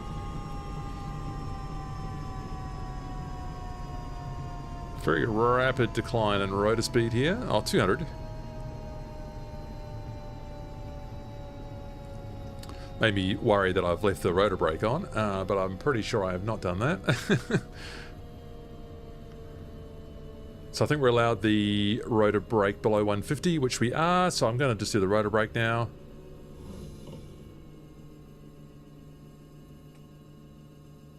And there are those sounds done for you as well. I will do the startup again in just a moment for Akan.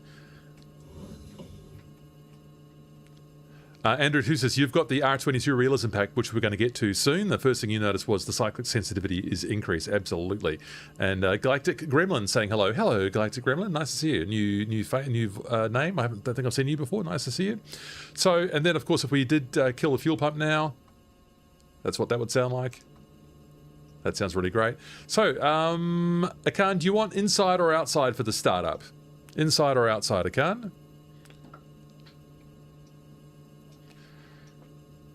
Making sure that that's on idle. Oh, if I go outside, it might put the twist script back up again. If I go spot and then back inside, the twist script's still at idle. If I go chase and go back inside, it comes up to flight. How strange. There's some conflict with my bindings. So it can't just tell us if you want inside or outside for the startup, and we'll do it. Yeah, nice work on... you had left the fuel pump on in flight, should have been off. Oh, whoops. It's only for startup. A320, I could throw the R22 into like a 45 to 60 degree bank just by applying pressure to the cyclic. They are very sensitive, Andrew. Yeah, no kidding. Galactic Gremlin, done a few flights with you guys. Never catch a live stream normally. Nice to have you along. Big Al, people tend to forget sound plays a massive effect in the sim, 100% agreed, and we never realise until we get great sound packs like this, yeah, just how much they add. I completely agree with that thought, Big Al. So, Akan has not replied, so I'm actually going to go outside, but I'm going to do it in the spot view. So we're idling on the twist script, and I'm just going to I'm going to get the sound up first. Here it comes. I'm going to hit on and then go to the spot view.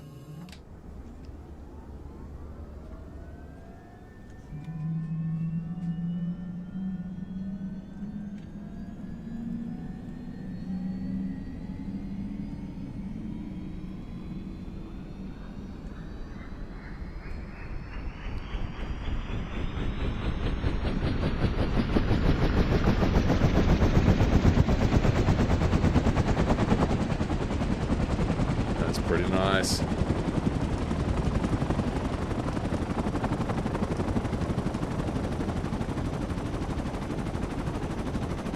So hopefully we're still at idle.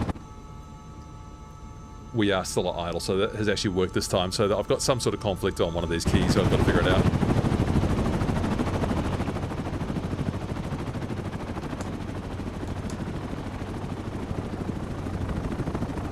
Oh yeah.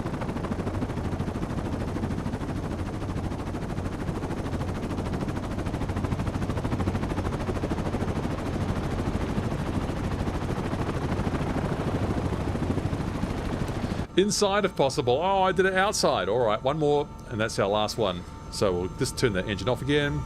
Don't think we're really supposed to treat the H125 like this.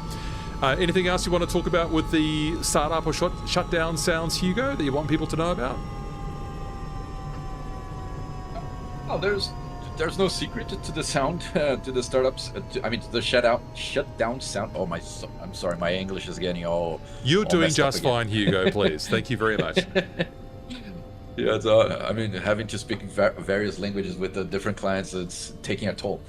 But yeah, there's not much of a secret. It's basically we have the combustion sound, which is a specific soundtrack for the actual boom of the engine. That bottle, like, if you will. I don't know if that makes sense to you, but when you blow into a bottle, it makes that sound, the combustion sound. Yeah. So it's pretty similar to that sound, and you remove that and I recorded the sound doing the crank. There's a little crank button on the right side there. Yeah, the little crank.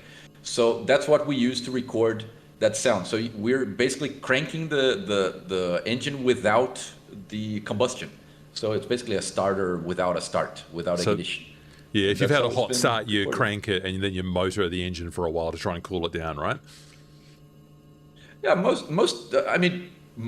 this is what we are trained to do, but I never use that, especially for the 505 or even the 350. We mainly use that to wash the engine.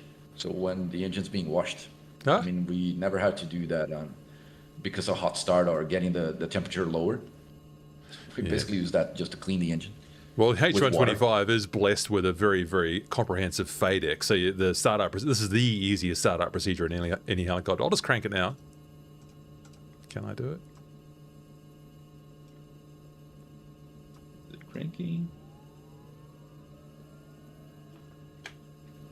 Oh, I think I have to hold it down. One more time. Here it comes. Yeah, I didn't. Yeah.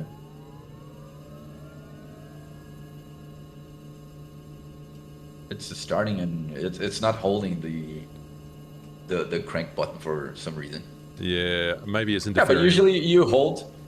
Yeah, you usually would just hold this button and you should hear the engine like just cranking, just spooling up and keeping at roughly 15%, 20%. That's what it's used for. Yeah, I don't know. Yeah, that might be conflicting with something over here on my system over here.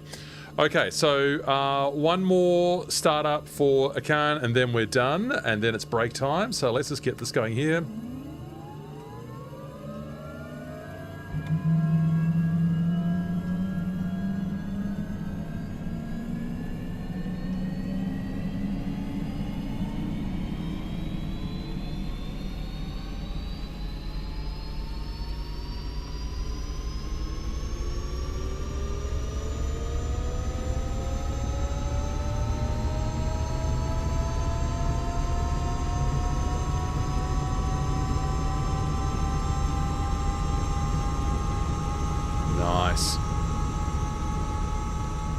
I love it. There it is. There you go. Me too. Sounds really great. Daryl was saying he didn't hear any igniters going. Is that realistic for the AS350 or H125? You don't really hear that tick, tick, tick, tick of the... No, from inside, yeah. You don't really hear those from inside. I mean, you would hear it if you have your ear next to the turbine. Even the 505, that it's a pretty open engine, you barely hear the igniters. It's I mean, we can do an artistic license, if you will, to add those. I prefer not, because it's not something that we're really listening to when we're starting the aircraft. But it's something that can be added with enough feedback. I mean, like I said, our idea is to have you guys to enjoy the sound pack. So if you'd like that to be part of the actual sound, it is there. It's just that it's not very perceivable. Yeah, sure. Well, people, I propose it's time for a 3-minute break, and I look forward to taking your whatever other questions you've got for Hugo from DHM. We will come back with the R22. So I'm just going to, what am I going to do? I'm going to switch all of this off, and we'll leave it on an external view. And then we'll come back and we'll have a go at the R22 with its extremely sensitive cyclic. And so if you thought my piloting was not that great when I was having a bit of fun throwing this thing around, you should see what it's like when we get in the R22. So you've got that to look forward to. So Hugo, just mute yourself now, go and take a break if you need it, and we'll come back and we'll have a look at this R22. People, thanks so much for your questions, your participation. We'll be back with you real soon.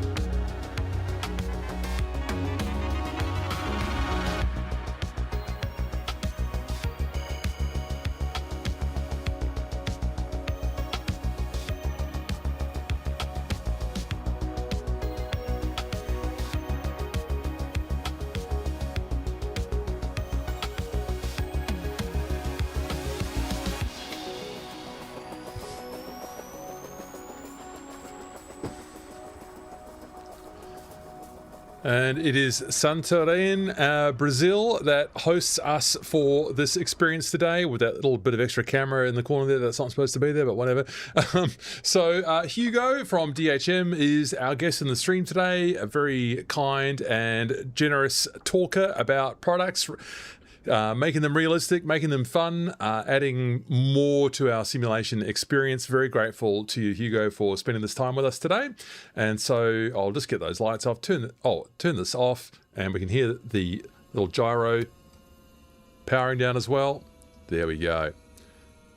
Yeah, A320, I completely agree with you. So great to hear from developers who want to engage with the audience. I'd like to think that we make a safe space for people of whatever backgrounds. be they developers, be they simmers, be they real world pilots, whatever your experience is. I hope this is a safe place for you to participate. And I really love all the interesting and respectful questions that we've had from people from the community today. Keep it coming, people, because we've got lots more to talk about. And who are we saying hello to here? Virtuesim, hello. Yes, from Rotterdam. Nice to see you. Thanks for coming along. I forgot to ask, is there blade slap sound that Hugo's add-on introduces? Yes, we spent about 20 minutes talking about blade slap. There's so much blade slap. It's amazing. Hugo loves the blade slap, as I do, and you can almost tell how fast a DHM sound pack helicopter is traveling just from the amount of blade slap and the kinds of sounds that Hugo has mixed in for you as part of these DHM sound packs. I've already experienced that with the 206B3 and L3, and now this is my first comprehensive experience with the H125, and I'm genuinely impressed with the quality of the work that they're doing, and I love that organic effect that we get by virtue of the changing blade sounds. All right, well, there we go, Hugo. Shall we get this R22 set up? How do you think this is going to go? Oh, sorry, I'm tuning Well, there we go.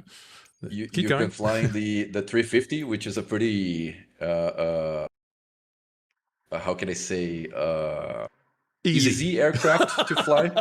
Yeah, it's easy. And you're going down, your spirit, it's going to be tested. I know.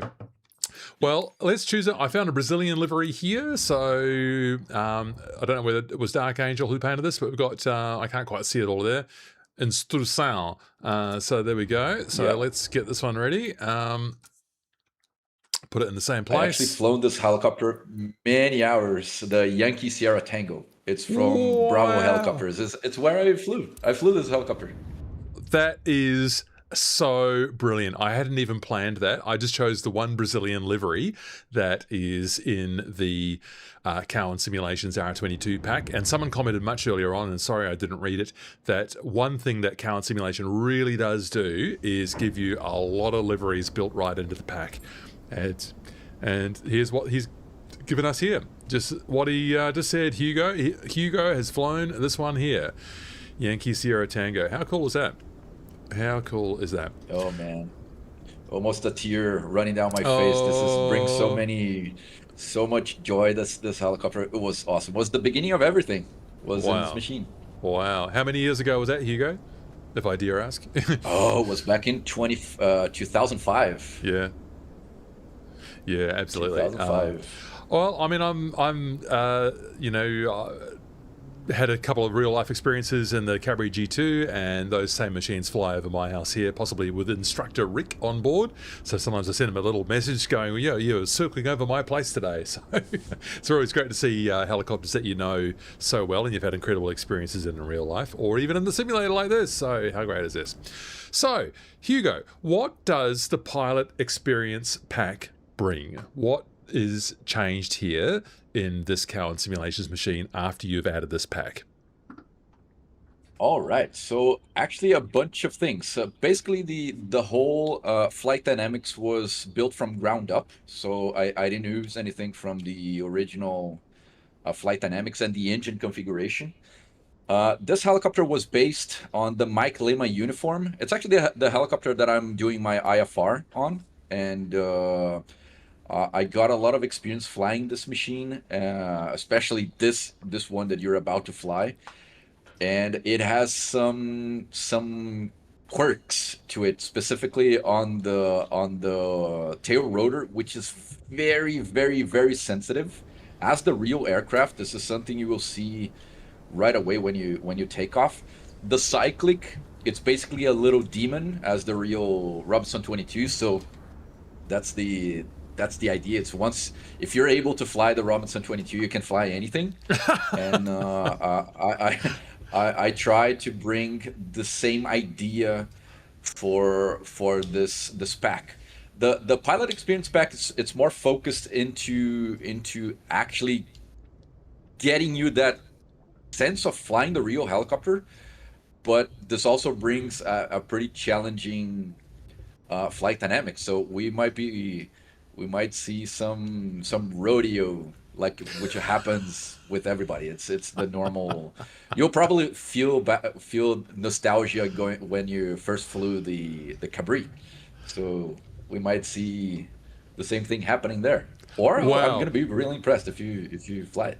If I, yeah, no pressure to get this right, Matt, says Big Al, no kidding. Also, A320 simulations, I'm getting PTSD just looking at it. If you want to hear an amazing story, I'm not going to recount it all now because we'll just get distracted, but Daryl told me the most incredible story about putting an R22 into the ocean. I don't know why I'm laughing because it was not very funny when it happened. I'm sure it must have been very scary indeed. And now Daryl's kind of joking, although I hope he's joking. I'm getting PTSD just looking at it. Yeah, no kidding. And Daryl also worked as a test pilot for Robinson. So, Andrew, yeah, make sure you rest your cyclic wrist on your leg, Matt. Good luck. Good luck. Hilarious. Gigabyte, I miss your comment there as well. Greetings early in the morning, so I just joined. Nice to have you along. Thanks for coming. Quick question, if not asked already, is DHM planning on doing sound design or packs for other brands or reworks for vanilla aircraft? Well, so the 3 sound packs so far, the 206B3, the L3, and the H125 are all Cowan Simulations packs. And Hugo's already mentioned in the stream that he's doing some work to try and get the H125 pack available for the Asobo H125 as well, but that's a little bit more work because of the encryption and things. So hopefully we might see that as well. But any other sound packs that are worth? I mean, yes, there's been a bit of a hint dropped about a helicopter that picks up people out of the sea. Read into that what you will. But Hugo, I think the short answer is probably yes. I'm guessing you are open to doing more sound packs for other brands. Oh yes, no, we the thing is which one to choose because there's so many we can do. But yeah, the Cabri, it's something that already had plans for it, and you guys gave such a great feedback. So that might be on the production line soon. So yeah, that's we're here to make fun stuff. So if you guys want it, we can do it. All right, there you go. So, that's a commitment right there. So Hugo's, whatever you say, people, Hugo will do it. Now, I'm just going to have to confess to you that I have not even practiced the startup on this machine. So we've got the governor switches down here. Let me just see if that's on. Yeah, that's on the switch down here. I've got the starter on this. So I think I should just be able to do it. What do I need to do in here? We could just get the battery on. Oh, I don't need to listen to the sound pack anymore because this is just the default. No offense, just the default Cowan Simulations one. So the Pilot Experience Pack that Hugo has made is it does not change the sounds. So what do I need to do here? I need to get that throttle roll all the way down. Is that at 0? Yeah, well, close enough. So do I need to do anything else here? Alternators for later, nav lights, get the strobe and nav lights on, whatever, they can just go on. So I think I can start it, and then once I've stabilized it, I engage the clutch. Is that correct? Yes, you turn on alternator and then the clutch. Okay. So yeah, that's pretty much it. All Basically, right. Just check if your throttle is closed before. Yeah, like it's on 1.7. So yeah, it's a 1.7. I think that's as low as that one goes. And is there a fuel valve here as well? Oh, mixture pulling. No, I need to get that in, don't I? And then put that on. Right. Okay. Now I'm very rough on the R22. I haven't used this for so long. All right. So let's see what happens here. That's what you'd expect. And I think I can just do this clutch now. This is just like the Cabri. Oh, I can't actually reach that switch. Or do I just do this? Oh, you just do that. Oh, there you go.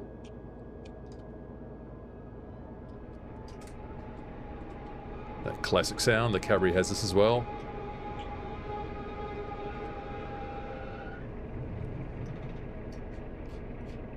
There we go. So we'll just... Oh, the animation down here, classic. Yeah. Oh, alternator. I should have had that already.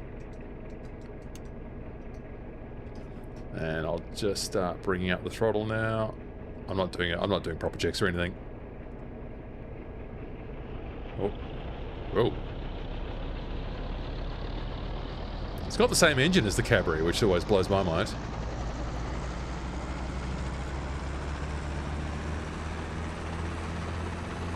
Wow. I don't think 1500... oh, because yeah, okay, I was reading manifold pressure. So where was I supposed to limit my manifold pressure when I was doing the... bringing it up to speed? Usually, there's not really a limit. It's more of the speed in increasing the RPM. Basically, you can feel it in the real helicopter. You just feel it. But a good example there is the temperature. So this is one of the things that I've changed on the flight dynamics. So if you look on the engine temperatures, those are following like the real time.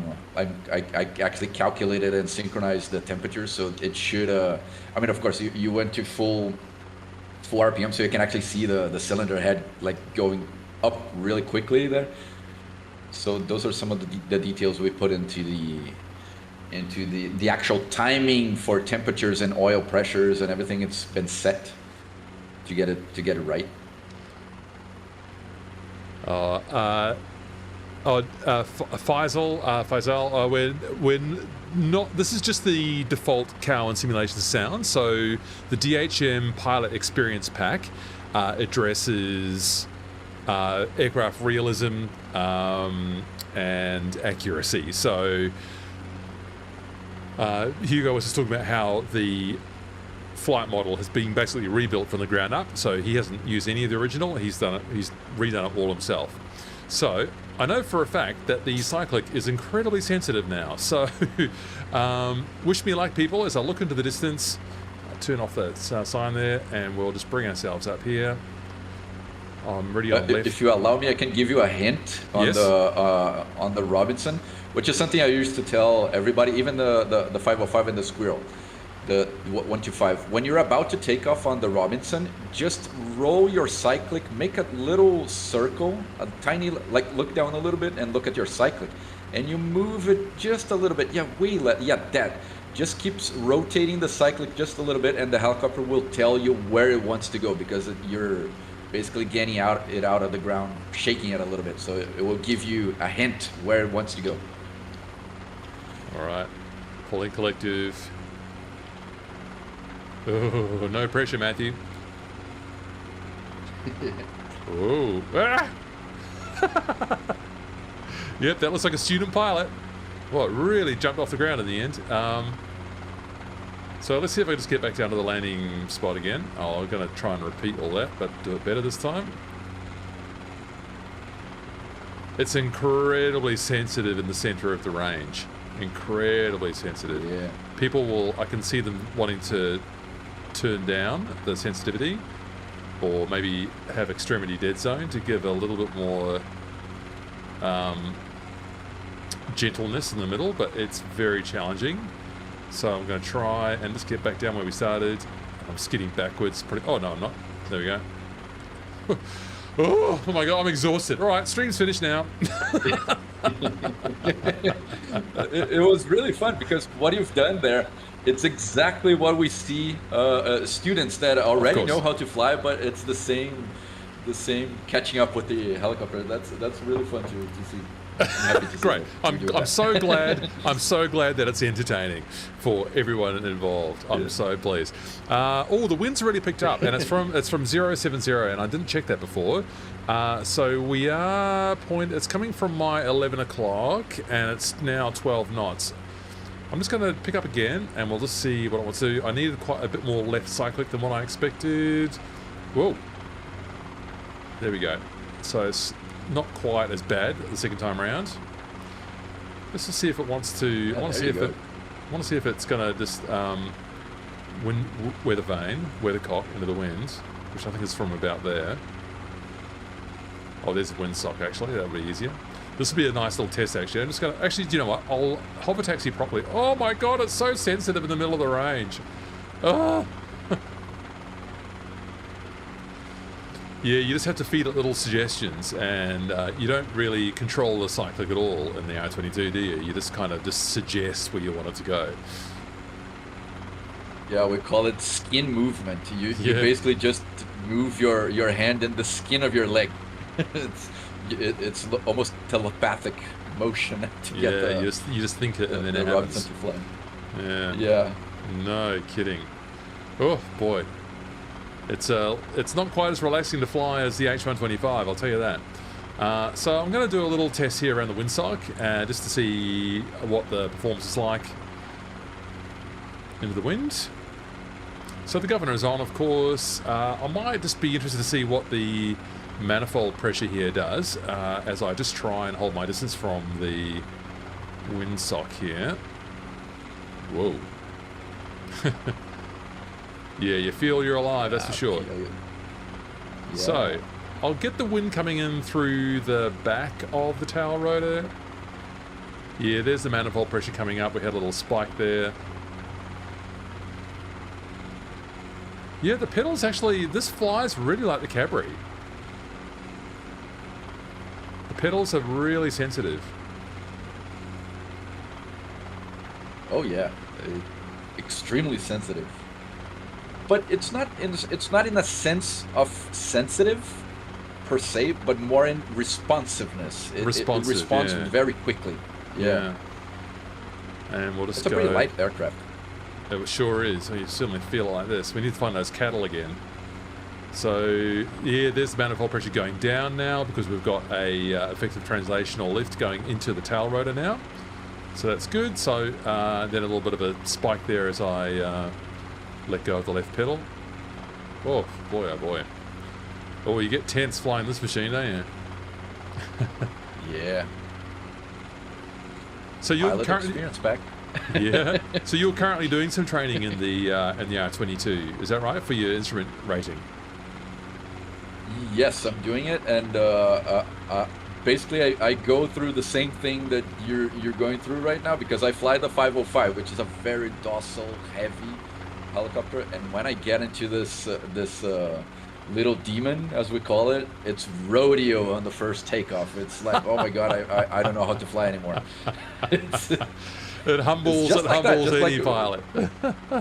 Oh yeah, but you know, a fun thing, you should try it once we do all the maneuvers here. When you're done with your flying, go back to the 125 and you will fly like a breeze. You will be like, oh. I know. It would be awesome. Well, I'm going to be interested to see what happens here when we get a tailwind. So I'm just doing a turn about a point here. And I think it's going all right. Oh, it's getting squirrely now. If it wasn't squirrely enough before, now it's squirrely. Woo. Yeah. Just like that. Yeah. Well, I didn't hit the ground, so that's something. Yeah. This thing is alive, people. This thing is alive. The cyclic is incredibly sensitive. I don't know how much of it you can see in the input viewer. I've left it up there. I'm not using the overhead camera today. You would see even less movement. But like, I feel that I am really active on the cyclic right now, and yet the input viewer is hardly moving. So all of the action is in the inner 2% of the stick's range. This is exciting. Oh, we're going to have to put it down. You're tense. That's awesome. I'm going to have to just rest my arms here. All right, just down under the rocks. Oh, come on. Oh. Oh. Breathe. I love this. I love this. Yeah. You're having. I'm so happy the way you're flying because it's exactly what we see when someone is flying the Robinson 22. You're just landing like, oh my god, I don't think I can handle 1 hour of this thing. But you'll see, you get the hang of it. I mean, Daryl used to be a test pilot for the Robinson Aircraft Company. Daryl, how many hours in the R22 do you have, and including all of your tuna fishing and stuff as well? I mean, I don't know if he's still with us actually, but I mean, Yeah, I mean, I'm exhausted after 10 minutes, but he must have thousands of hours. Big Al, all right. Yep, so you want to be pretty careful with the cyclic, that's right. I am using the Moser, yes I am. Why it's so good for cattle running up in the outback? Well, probably because it's cheap, but yeah, it's not the easiest one to fly, that's for sure. And you know, you've got to be very careful not to chop off your tail, obviously. So no zero G maneuvers. But unfortunately, regrettably, it does actually happen in Australia quite a lot. So let's. What else do you want me to sort of test, Hugo? I'll take it for a bit of a silly flight. We'll do some flying around the airport, see if we can find those cattle again. What else do you want me to look out for here with the Pilot Experience Pack? Yeah, add a passenger in there, and you will feel the change into. Actually, it will become a little bit more docile, because there's more weight into the aircraft. So now you get that lady as a passenger. So you will see that the Robinson 22, it's a very weak helicopter. So you see that once you start applying collective, the manifold pressure will go almost to the red. It's a very weak helicopter. So this will require some attention there, so you don't get the horn, the low RPM horn.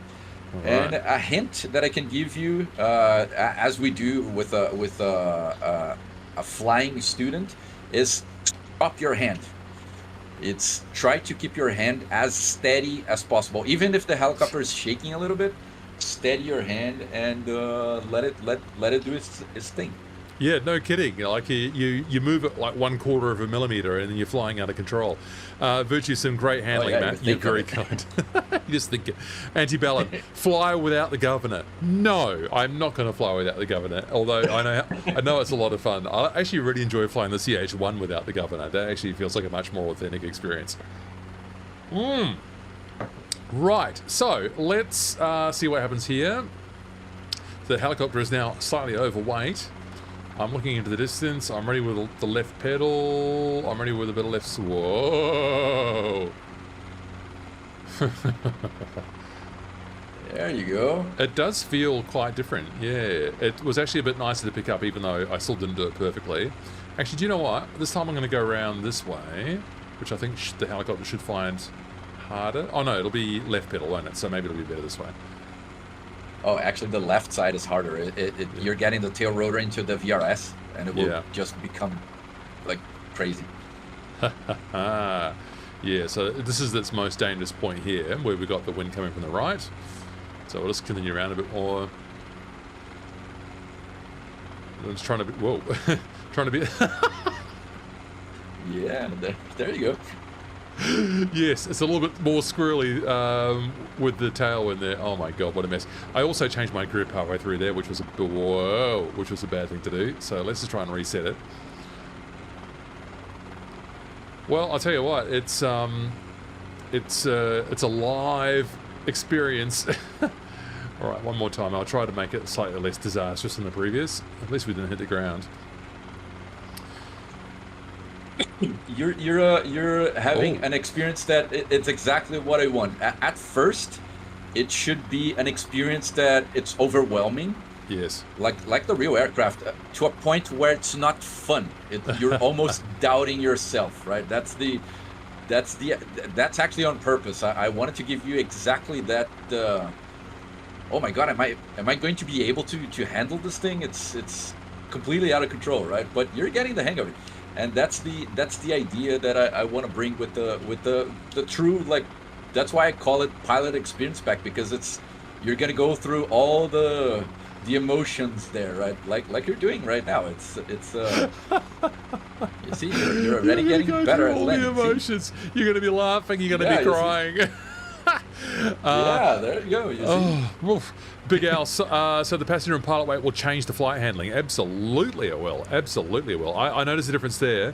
Don't know if you noticed, Al, but I was through the limit on the manifold pressure most of the time there, and I was just starting to get a sag in the rotor speed at the end. So I might just lower the weight there a little bit more. Are these pounds or kilos? 100? Oh, these are kilos. So, right. So now we're on the actual limit of the aircraft. It's quite a warm, humid day. We're at 28. Oh, we're at 28 degrees. Field elevation only 200. So yeah, but the temperature is quite high, and that's going to degrade the performance of the aircraft as well. So let's just try our little. Oh, that was me trying to wiggle the circle to cyclic as Hugo suggested. Right. So yeah, we're just a little. Still in the yellow there on the manifold pressure. I'm allowed 5 minutes in the yellow, is that correct? No, you have to watch the actual... there's a placard on top of your head that tells you the maximum... Yeah, yellow, it's basically that you have no inertia. So if the engine quits now, your blade just stopped in like less than a second. It's cool. It's a very low inertial rotor system. Big Al, has the R22 been made redundant by the Cabri? No, it's still pretty popular, but the Cabri is, I think, probably growing faster than the R22 these days. I would suggest, yeah. Oh, as soon as we get actually moving, it's much easier. So, I mean, I could just follow these tracks around here, and it's going to be pretty easy to fly. Still very little effort required on the cyclic. It rolls over very fast here, just following this little roadway here. I can't see my balance ball here. Oh, here's a low G maneuver, high G maneuver. Yeah, so we're just getting into that yellow zone there as well. Pretty good. I was expecting a fireball already. I'm so sorry. So sorry to disappoint you. You're doing pretty good. Well, wait until we start doing some auto rotations. That's going to be fun. So we'll just try. Oh, wait a minute. I've spotted the cattle. I have spotted the cattle. In fact, let's go and get that one over there. We'll get that one over the runway and bring it over to the others. That's what our little task is here. Whoa. So you need to go back home with the others. Oh yeah, there's the blade slap, which is just the original Cowan pack. Oh, the Toby eye tracker just makes us a breeze, doesn't it? Like, although it just needs to be reset. There we go. I can padlock that cow or bull and get them back home.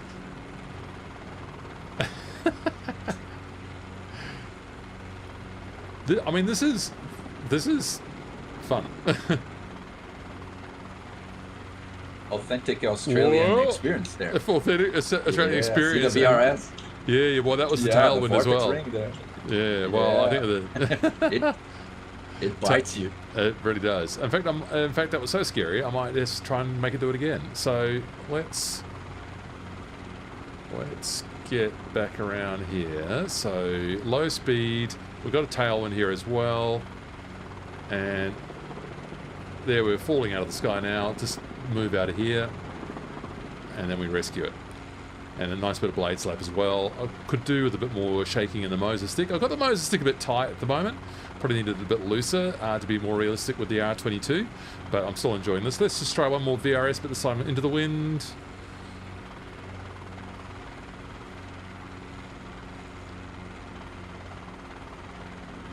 Oh, we're losing. Yeah, the hover out of ground effect is. I'm through my limit on the manifold pressure again.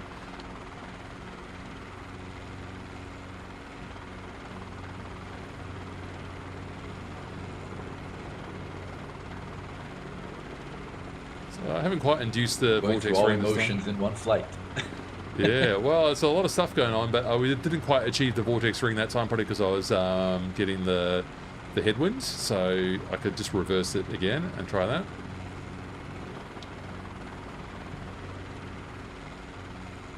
Oof. Round you come.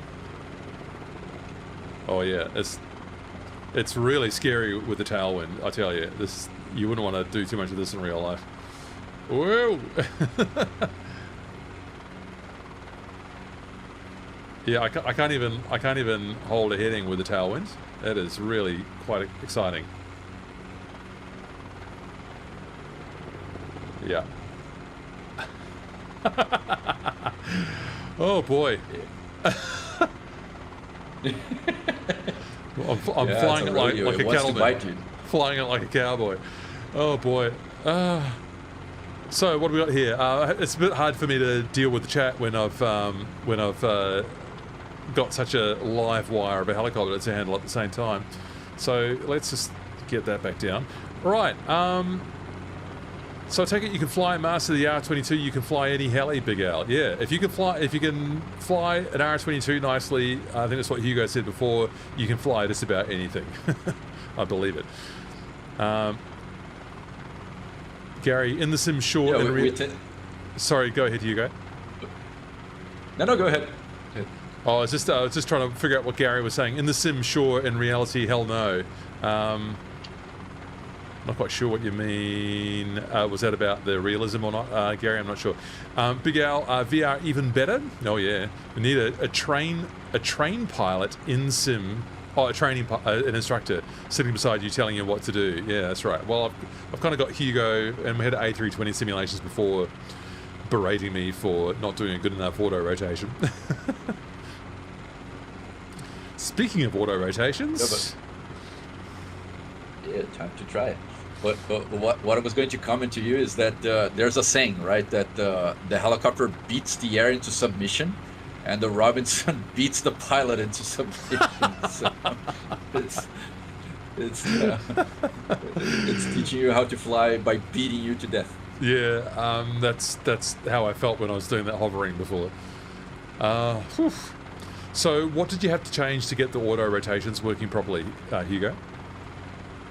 Okay, so well, there was a lot of stuff that has changed in the rotor head system itself. Yeah. Now the rotor head, it's actually a tethering rotor head for some reason. I don't know why it was set originally as a rigid, but now it's a tethering rotor head. So that's why you see all this. You can actually see that by going back and forth in the cyclic, there's one response, but when you go left and right, it responds way faster. Yes. So that's a characteristic of the Robinson 22. So side to side is very quick, and back and forwards, it's slower. 100%. Well, I can demonstrate that to people right now. I mean, up and down is sensitive, but you can see I'm doing it quite smoothly there with like a couple of millimeters there on the input viewer. But then left and right, that's the same amount. Maybe I'm just overdoing it there slightly, but it is absolutely way more sensitive left and right than it is up and down. 100%. Yeah, and also the actual shape and airfoil of the prop has been changed. The weight of the blades, the twist of the blades, and how they behave with the air, like the optimal speeds. And I got a bunch of those information from the manual and from pilots and from mechanics and in the airport. So I got it tuned in, and of course then I did a feeling pass, if you will, like it's just me flying and trying to give you the same experience as I had during my training back in 2025. I also didn't mention, but I was an instructor for a while, a CFI in Brazil, and that's why I'm very happy to see what you're doing, because I can tell you that if you were in a real helicopter, you are close to 15 to 20 hours in the Robinson 22. You're doing pretty good. And you will see that in the auto rotation, once you close that throttle, if you are not in 60 knots, 65 knots, and keep the cabin level, things will go pretty wild in there. So try to keep your hand as steady as possible and the cockpit always level. So that's my hint for you. And of course it will require a lot of right pedal as the real aircraft does. So go to about 65 knots, which is the appropriate speed for the Robinson 22. And we'll see how you do when we get down there. I'm bracing here.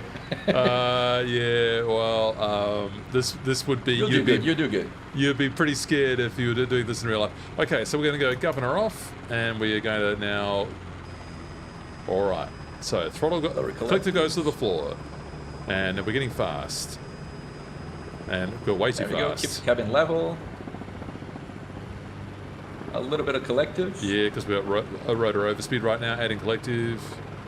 Adding more collective. Nose down. There you go. Doing pretty good. This is the You're hunting the RPM as... This is a Yeah. better glide right now. Yeah, All perfect. right. Low flare. I'm just sort of... Whoa! Oh. There you go. Almost 0 speed. That was pretty good. Congratulations. Yeah, I'm actually physically exhausted though. Yeah, there you go. That's the idea. That's right. We haven't destroyed Matthew yet. He's still laughing and still smiling. So the helicopter's not the helicopter. It's too easy. It's too. I'm joking. It's actually it's hard work and heaps of fun. Let's get that back. What are people saying here? Oh my god. Big Al. So is that what Talix has added to his Dauphin prop? You can see it all more independent. Oh, Big Al. I think I don't think Hugo was talking about animation. He was talking about the modeling of the rotor inside the simulation. So it wasn't the animation of the rotor, but it was the internal simulation. And I think that's what Hugo meant. So yeah, oof, boy oh boy. Let's call that out. Governor back on. Better try another one. What? Anything else you want me to test here, Hugo? Oh, you're doing pretty good. You just fly it around and get the hang of it. You're already doing pretty good. Oh, you're very kind. It's very scary. Oh yeah, the Robinson 22. It's a scary little machine. Yeah. So that's go on. Go ahead. Oh, Big Al was just joking. Yeah, no more gym, Matt. Yeah, you just fly the R22 more and maybe turn up the tension on the Moser. But Hugo was telling me before that the R22 Cyclic is very, very, very light. Almost no feeling at all. Yes, actually, in comparison to other helicopters, it feels almost like it's broken. It feels like it's not connected to anything. It's a strange feeling, especially coming from a hydraulic aircraft, where you, as I was telling you, it feels like jelly, kind of like a viscous liquid. And then you fly the Robinson 22, and I remember when I took off on my first hour in the IFR. It's been, I don't know, like more than 10 years that I last flown the Robinson 22, and my takeoff wasn't that different than yours, but I was inside the real thing. So it was, and the instructor was just looking at me and laughing. It's like, come on, man, you've been flying for almost 20 years and you're taking off like this. I'm like, god damn, it was pretty difficult. Yeah. But as you're doing now, you see that you get the hang of it pretty quickly. Yeah. That's the joy of flying it. Well, in cruise it's nice, in cruise I don't really have to do very much. I'm just, the Cyclic is, it's still very sensitive, but it's, as I'm just faking it now, but yeah, it becomes a bit nicer to handle. We've got two people, and the next auto, shall I do it with one person or two people in the cabin, Hugo? You can do it with one. It will be a little bit easier in terms of controlling the RPM, but you won't recover RPM as quickly. So in case your RPM drops, it won't go up as you expect. So it might become dangerous at the end. Well, we like that. So let's go 0 there, get rid of that passenger. It's also, the other reason is that it's just very slow to climb out here. So with two passengers on board, very, very slow to climb in the R22. I mean, in the simulator, we tend to choose very powerful helicopters because they're sort of quite fun. We can achieve what we want to achieve in a very short amount of time. I really appreciate the opportunity to fly something that's challenges you to manage your performance, to be mindful of the performance. It's 28 degrees. No, it's 25 degrees where we are right now outside. So I appreciate the opportunity to practice with something that's makes it a bit harder. That's why I'm very keen to see a pilot experience pack with the Cabri, so that we can lift the Asobo model, which looks nice and sounds all right, but I'm sure it would sound better with the DHM sound pack as well, hint, hint. But yeah, the Pilot Experience Pack, and just to be able to fly it by the numbers and have that, you know, experiences what you would have in real life, like we're experiencing with the R22 right now, would be just terrific. It'd be great to have that for the Cavalry as well. Gary was just underlining how what a risky machine it is to fly. There's been a lot of cattle mustering crashes in Australia with this machine. And Andrew Tussis is asking, is there any mast bumping added? Can you break this machine? I don't think you can, Hugo, can you? That's not supported in the base simulator, is it? I added a loss of control. So if you do a mast bumping, it will basically flip on itself, but it will not rip off the tail rotor, no, the main rotor, because of the limitation in the flight dynamics. I mean, we would have to go into C+ programming to get that right. But it is there. You will see when you get a mast bumping. It's just that you will be able to recover from it. Right. Okay, well... It's a limitation from the simulator itself. Okay, so we are going... is that 60 now? Yeah, that's 60. So we're going governor off, killing the throttle. Collective goes on the floor, and I'm going to be a bit more mindful of my speed this time. We're gaining speed. Yeah, there's the rotor speed coming up. I'm adding a bit of collective. I've got too much energy right now. It's way too much energy right now. That's better managed now. Oh, this at this rate, I'm going to run out of runway. I have to do some S turns here. That's the good thing about that's the good thing about helicopters. You can actually stop and fall vertically. You don't need to keep 60 knots all the time. I think I've just killed a bit of my energy there.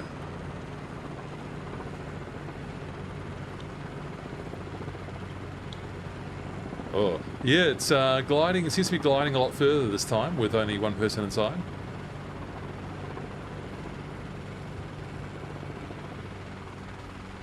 Oh.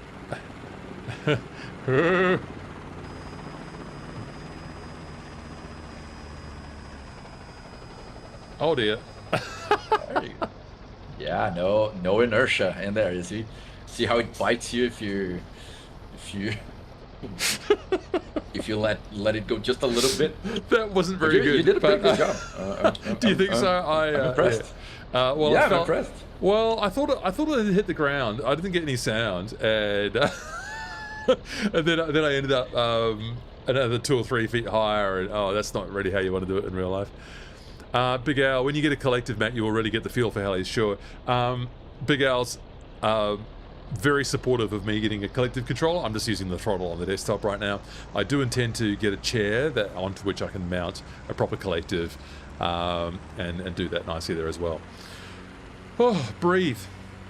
All right, Hugo. Yeah, you can probably walk away from that one, Big Al.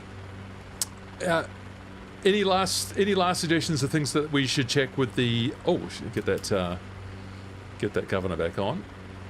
Anything that we should try? I'm up for anything that we should try with the Pilot Experience Pack for the R22.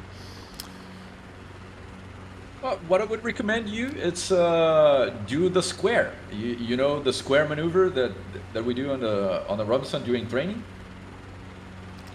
So do you fly a square, or what do you do?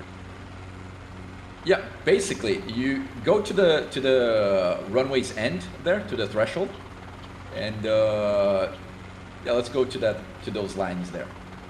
So let's do one more just to get you sweating there. Great. Yeah, just because I'm not exhausted yet. What I wanted. You see that there's a square, right? Where the numbers are, the 28 there. So there's a concrete square. So let's do one maneuver which is called a constant heading square. So what you will do is you will go to that edge right in front of you. You hover, and then you go to the left up to the next square, next edge, go back, flying backwards, just like a man walking is the speed that we want there. And go back, now go fly backwards, there you go, up onto the other edge of the square.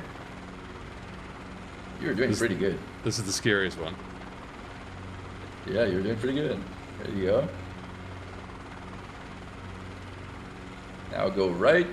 Oops, sorry. That'd be easier in VR because you tend to lose your place in 2D. There we go. Right. Yeah, you're doing almost the impossible there, flying 2D. That's why I think you're doing a pretty good job there. Yeah, and that the side to side is really hard in the R22 because it's just so sensitive. The left and right is just so sensitive. Oof. Yeah, it's not linear with the pitch, so that's why there's a lot of PIO in the initial flight of the Robinson 22 because it's not the same control, it's not the same range from back and forth and side to side. All right, now do one last one, which is the variating heading. So once you get to the edge, you turn 90 degrees. So you're always flying to your left. So turn 90 degrees to the left now, and go to the other edge. So this is a very exciting with this maneuver. 12 knot wind. Yeah. So this is basically a typical maneuver that we do with students to get the hang of how to fly this little demon there. So it's pretty. But the fun thing that I'm happy with is all the oscillations that you have during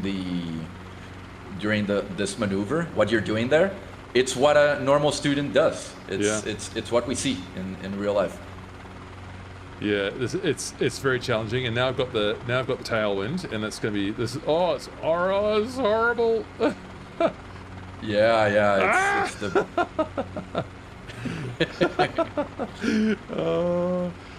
This is it's very challenging and very fun. It'd be well worth practicing, people, and it looks like what Hugo's done with the Pilot Experience Pack here. He's done it so that the performance of the aircraft is spot on to what it would be in real life. I mean, this cannot take the place of real life flight training, of course, but this would definitely help you practice and help develop your muscle memory, I think, to perform better when you get to do this in real life. Yeah. Exactly. So the spirit of the Robinson 22 is there, is what I like to call it, and it's as I said, it's supposed to be a true pilot experience pack. So it's not like you're gonna take the Robinson 22 and fly the way you want. It won't happen. You will crash if you try to do that. So you will have to spend some time to getting the hang of it and understanding how it behaves. Like any real helicopter, right? You just don't take off and go flying like crazy. So you'll be forced to, or you'll be challenged to learn to actually fly this little thing, and that's my idea. It might not be for everybody. This experience, it might not be for everybody, but it's a step up into the simulation that the simulator can provide to us. So I mean, for me, it's really fun. I like this challenge and the learning curve that we have to go through. Like you're doing now, you see that you're doing much better. Well, every turn you're doing there, it's getting better and better. Yes. I'm very tense though. So what's going to happen right now is I'm going to put this down and stretch out my arms a little bit because that's hard work. Yeah. But then again, exactly, that's what we do. Yeah, I endorse everything that Hugo just said. I really support the idea that the people for whom this is meaningful, the opportunity to develop your to develop your skills in really challenging conditions, right? This is seriously challenging conditions, and and when we're flying in those powerful machines, automated machines, stabilized machines, we could be cheating ourselves. Maybe we're making it too easy for ourselves. So if you want to develop your helicopter skills in a way that might make it easier for you should you get behind the controls of a real helicopter, try something like this. you know, you can have confidence that someone like Hugo's done all he can to make this as realistic as he possibly can within the limitations of the simulator, and give it a go. I'm thrilled. I'm thrilled that I had that experience being coached by someone like Hugo, doing the square and doing it on the 90 degrees as well. You could try that for yourselves, people, and I can see that the more you do that, the better at it you will get, and it's so satisfying to feel those skills build up. It's a wonderful thing. It's a wonderful thing. So let me just see. No sound pack for the R22. No, I don't believe so. A320 teaching hovering was always exciting. Yes, big air quotes. That's exactly what you would see. Absolutely. Well, that's what Hugo underlined as well. Work those anti-torque pedals, Garrett. Yeah, no kidding. My feet were doing plenty of work there, but not as much as my biceps were and my triceps, trying to fight against myself to stop those pilot-induced oscillations. So you need to obviously learn to be able to handle those controls with a light touch. That's the ideal. So I take it, Big Al's asking A320, as a trainer, your hand is always ready to take over. Yeah, definitely. During, says A320, during hover training, you would take over a lot. Part of the issue is sensitivity, but the other part's getting the student to find the hovering reference point. Yeah.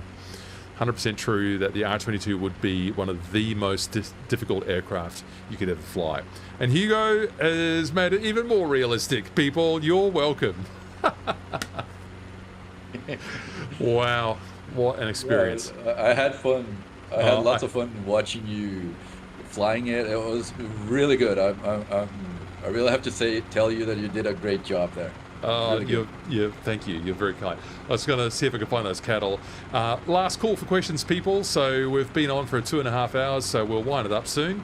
So if you've got any last questions to Hugo about the Pilot Experience Pack for the R22, or the sound packs for the H125, the the B206B3 and the 206L3. He's here, and you can tell he's very friendly and very open to hear your input. Suggestions too.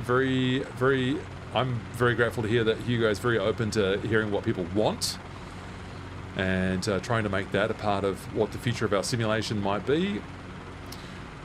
I mean, we can't do absolutely everything, obviously, but if you don't ask, you might not get it. So I'm keen to see improvements in the Cabri. I think it's a good helicopter as it is, and it's good that it's there in the base simulator. But it could be better with a Pilot Experience Pack with a nice sound pack. But that's just what I think. I'd use it, and I'd do videos with it, and I'd try and teach people. I love doing the helicopter tutorials. There's no wool indicator, no string, no yaw string, and no balance ball in this machine. Is there? There's no balance ball, right? Yeah, that's one thing I miss about this Cowan helicopter. It's the yaw string. It's basically our lifeline in the Robinson 22. Yeah. Same with the Cabri. I understand the limitations because it's the limitations with the 2020 when it was built. Yeah, so was the yaw string only introduced? Yeah, it was, wasn't it? It was only introduced in 2024, where they put it on the H125, that vane, and the string on the Cabri. Yeah. Thanks, Andrew. Yeah, so much. Thanks so much for coming along, and appreciate your support as always. And Big Al too. You're a real great supporter and cheerleader for the channel. People, if you're watching, you can join the community. I'm putting up the Discord links right now. Hugo's on my Discord as well, so you can catch him there. Hugo, have you got your own DHM Discord? Yes, we actually do. Well, if you allow me, I can post it in the chat here. Absolutely. And I invite everybody to be in there. Thank you. Well, I invite everybody to be there. Me and my whole team. I just posted the link there. Me and my whole team are there. We are constantly developing different aircrafts and different products for everybody. And we welcome every feedback that you have there, or ideas, or any requests. We're open for it. We are players as you guys are, so we want to make this thing enjoyable for everybody. So, yeah. Brilliant. Love to hear that. Love to hear that. All right, let's do a simulated engine failure during a hover taxi. Oh, that's getting a bit fast. This is more like an air taxi right now. Oh dear, now we're going downwind. So you thought my flying was good, did you? Whoa! And simulated engine failure. Wah! I have one last request for you now, if you allow me. Absolutely. Matthew. Yes, please. I want you to fly the 125 now. After all, yes, please. All rodeo with the Robinson. Oh. Just give it a fly. Oh, absolutely. I can't wait. This is what I've been waiting for the whole time.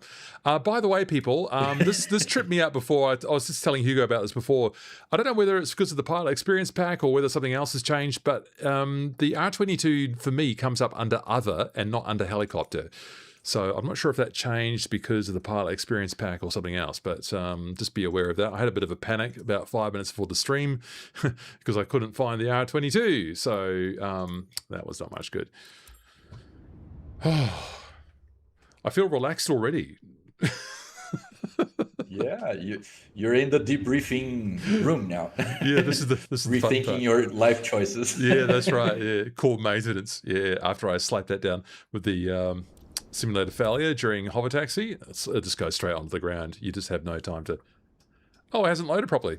This just happens once in a while. I just find that the helicopter just doesn't load, so I'll just restart the flight and then I'll probably. Oh yeah, the streaming. Yeah, the streaming. Sometimes it happened to me too. Yeah. Might need to get the R22 checked out. Oh, you had the same Andrew as me. Yeah, you couldn't find it after installing the pack. Yeah, it goes into Other for some reason.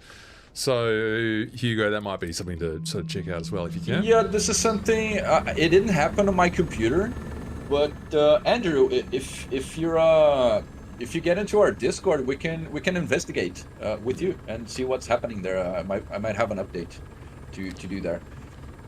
So I just need to figure out. I wasn't able to reproduce this. It worked fine on my computer. So we'll have a look. But rest assured, we'll figure out a way to fix that.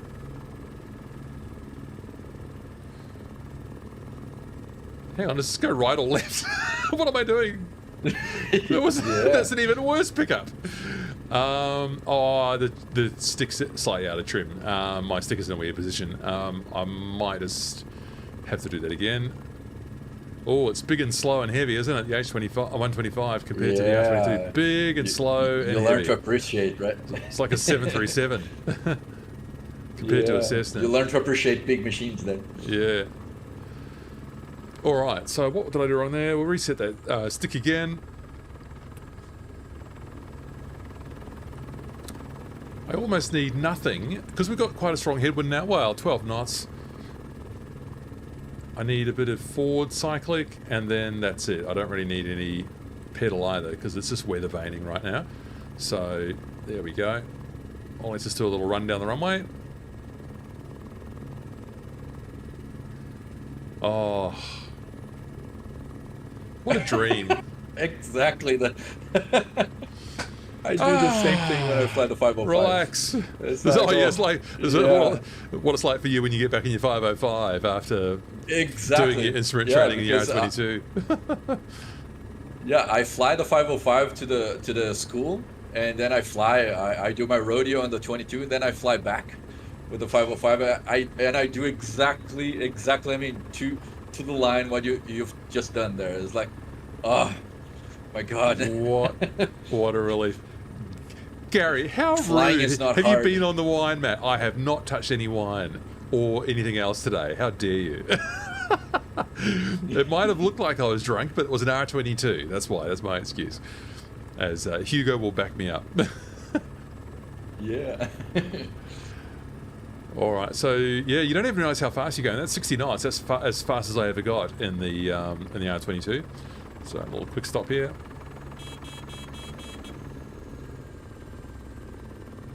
Yeah, we're all sagged there as the governor sorted itself out there. Yeah, it's just soft and easy, and really it's a joy to fly the H125 after that madhouse experience. Oh dear, oh dear, oh dear. That's pretty funny. So yeah, we've got the Discord stuff out, people. I just remind you, the Moza stuff is really big at the moment, so I'm just going to post my Moza affiliate code there as well for you to think about. If you are thinking of buying force feedback, you'd be doing me a favor on my affiliate links if you were to use those. Everything that comes my way as a result of all this work that I'm doing with the community just ends up going back into improving what I'm doing here. There's still a few things I need to buy. I want to get another camera, and you'll see that will benefit both the streams and means I'll be able to do some nicer real life shooting as well.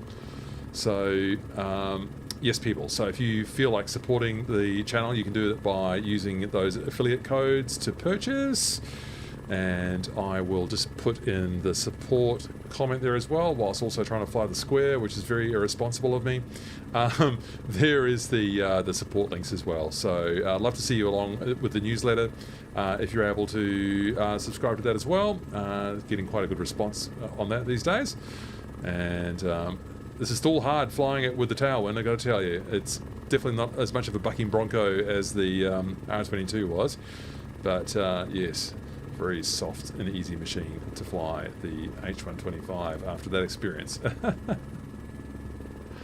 Oh boy, oh boy. All right, absolute last call for comments. We'll see what the tax return is. Might buy a Moza. Oh, excellent stuff. Excellent stuff, Al. Well, don't do it on my account. You must do it solely if it is what benefits you. But if you do decide that's the right choice for you and it is open to you to use my affiliate code, that would be really great for me and the work I'm doing on the channel and the community. All right, people, you've been really great. Really grateful to have you all along today. I'm going to plop this back down to the place that we started it from and say thank you to Hugo. It's really great to have you along today. I've already said thank you for being really open and honest with the community. Really appreciate that. So yeah, thanks for making the time to come and hang out today. It's been a lot of fun. Thank you so much, Matthew, and everybody for listening there. I had great fun here. As I said, I'm also an end user, so it's happy to see people enjoying what we're doing. Right? It's what we're here for. And thank you for the kind words. And yeah, I had lots of fun. And yeah, let's get this the simulator better and better for everybody. Let's have lots of fun and getting the helicopter community bigger. That is exactly what I think as well. I'd like to think that the work we do with building the community actually helps to grow the market as well.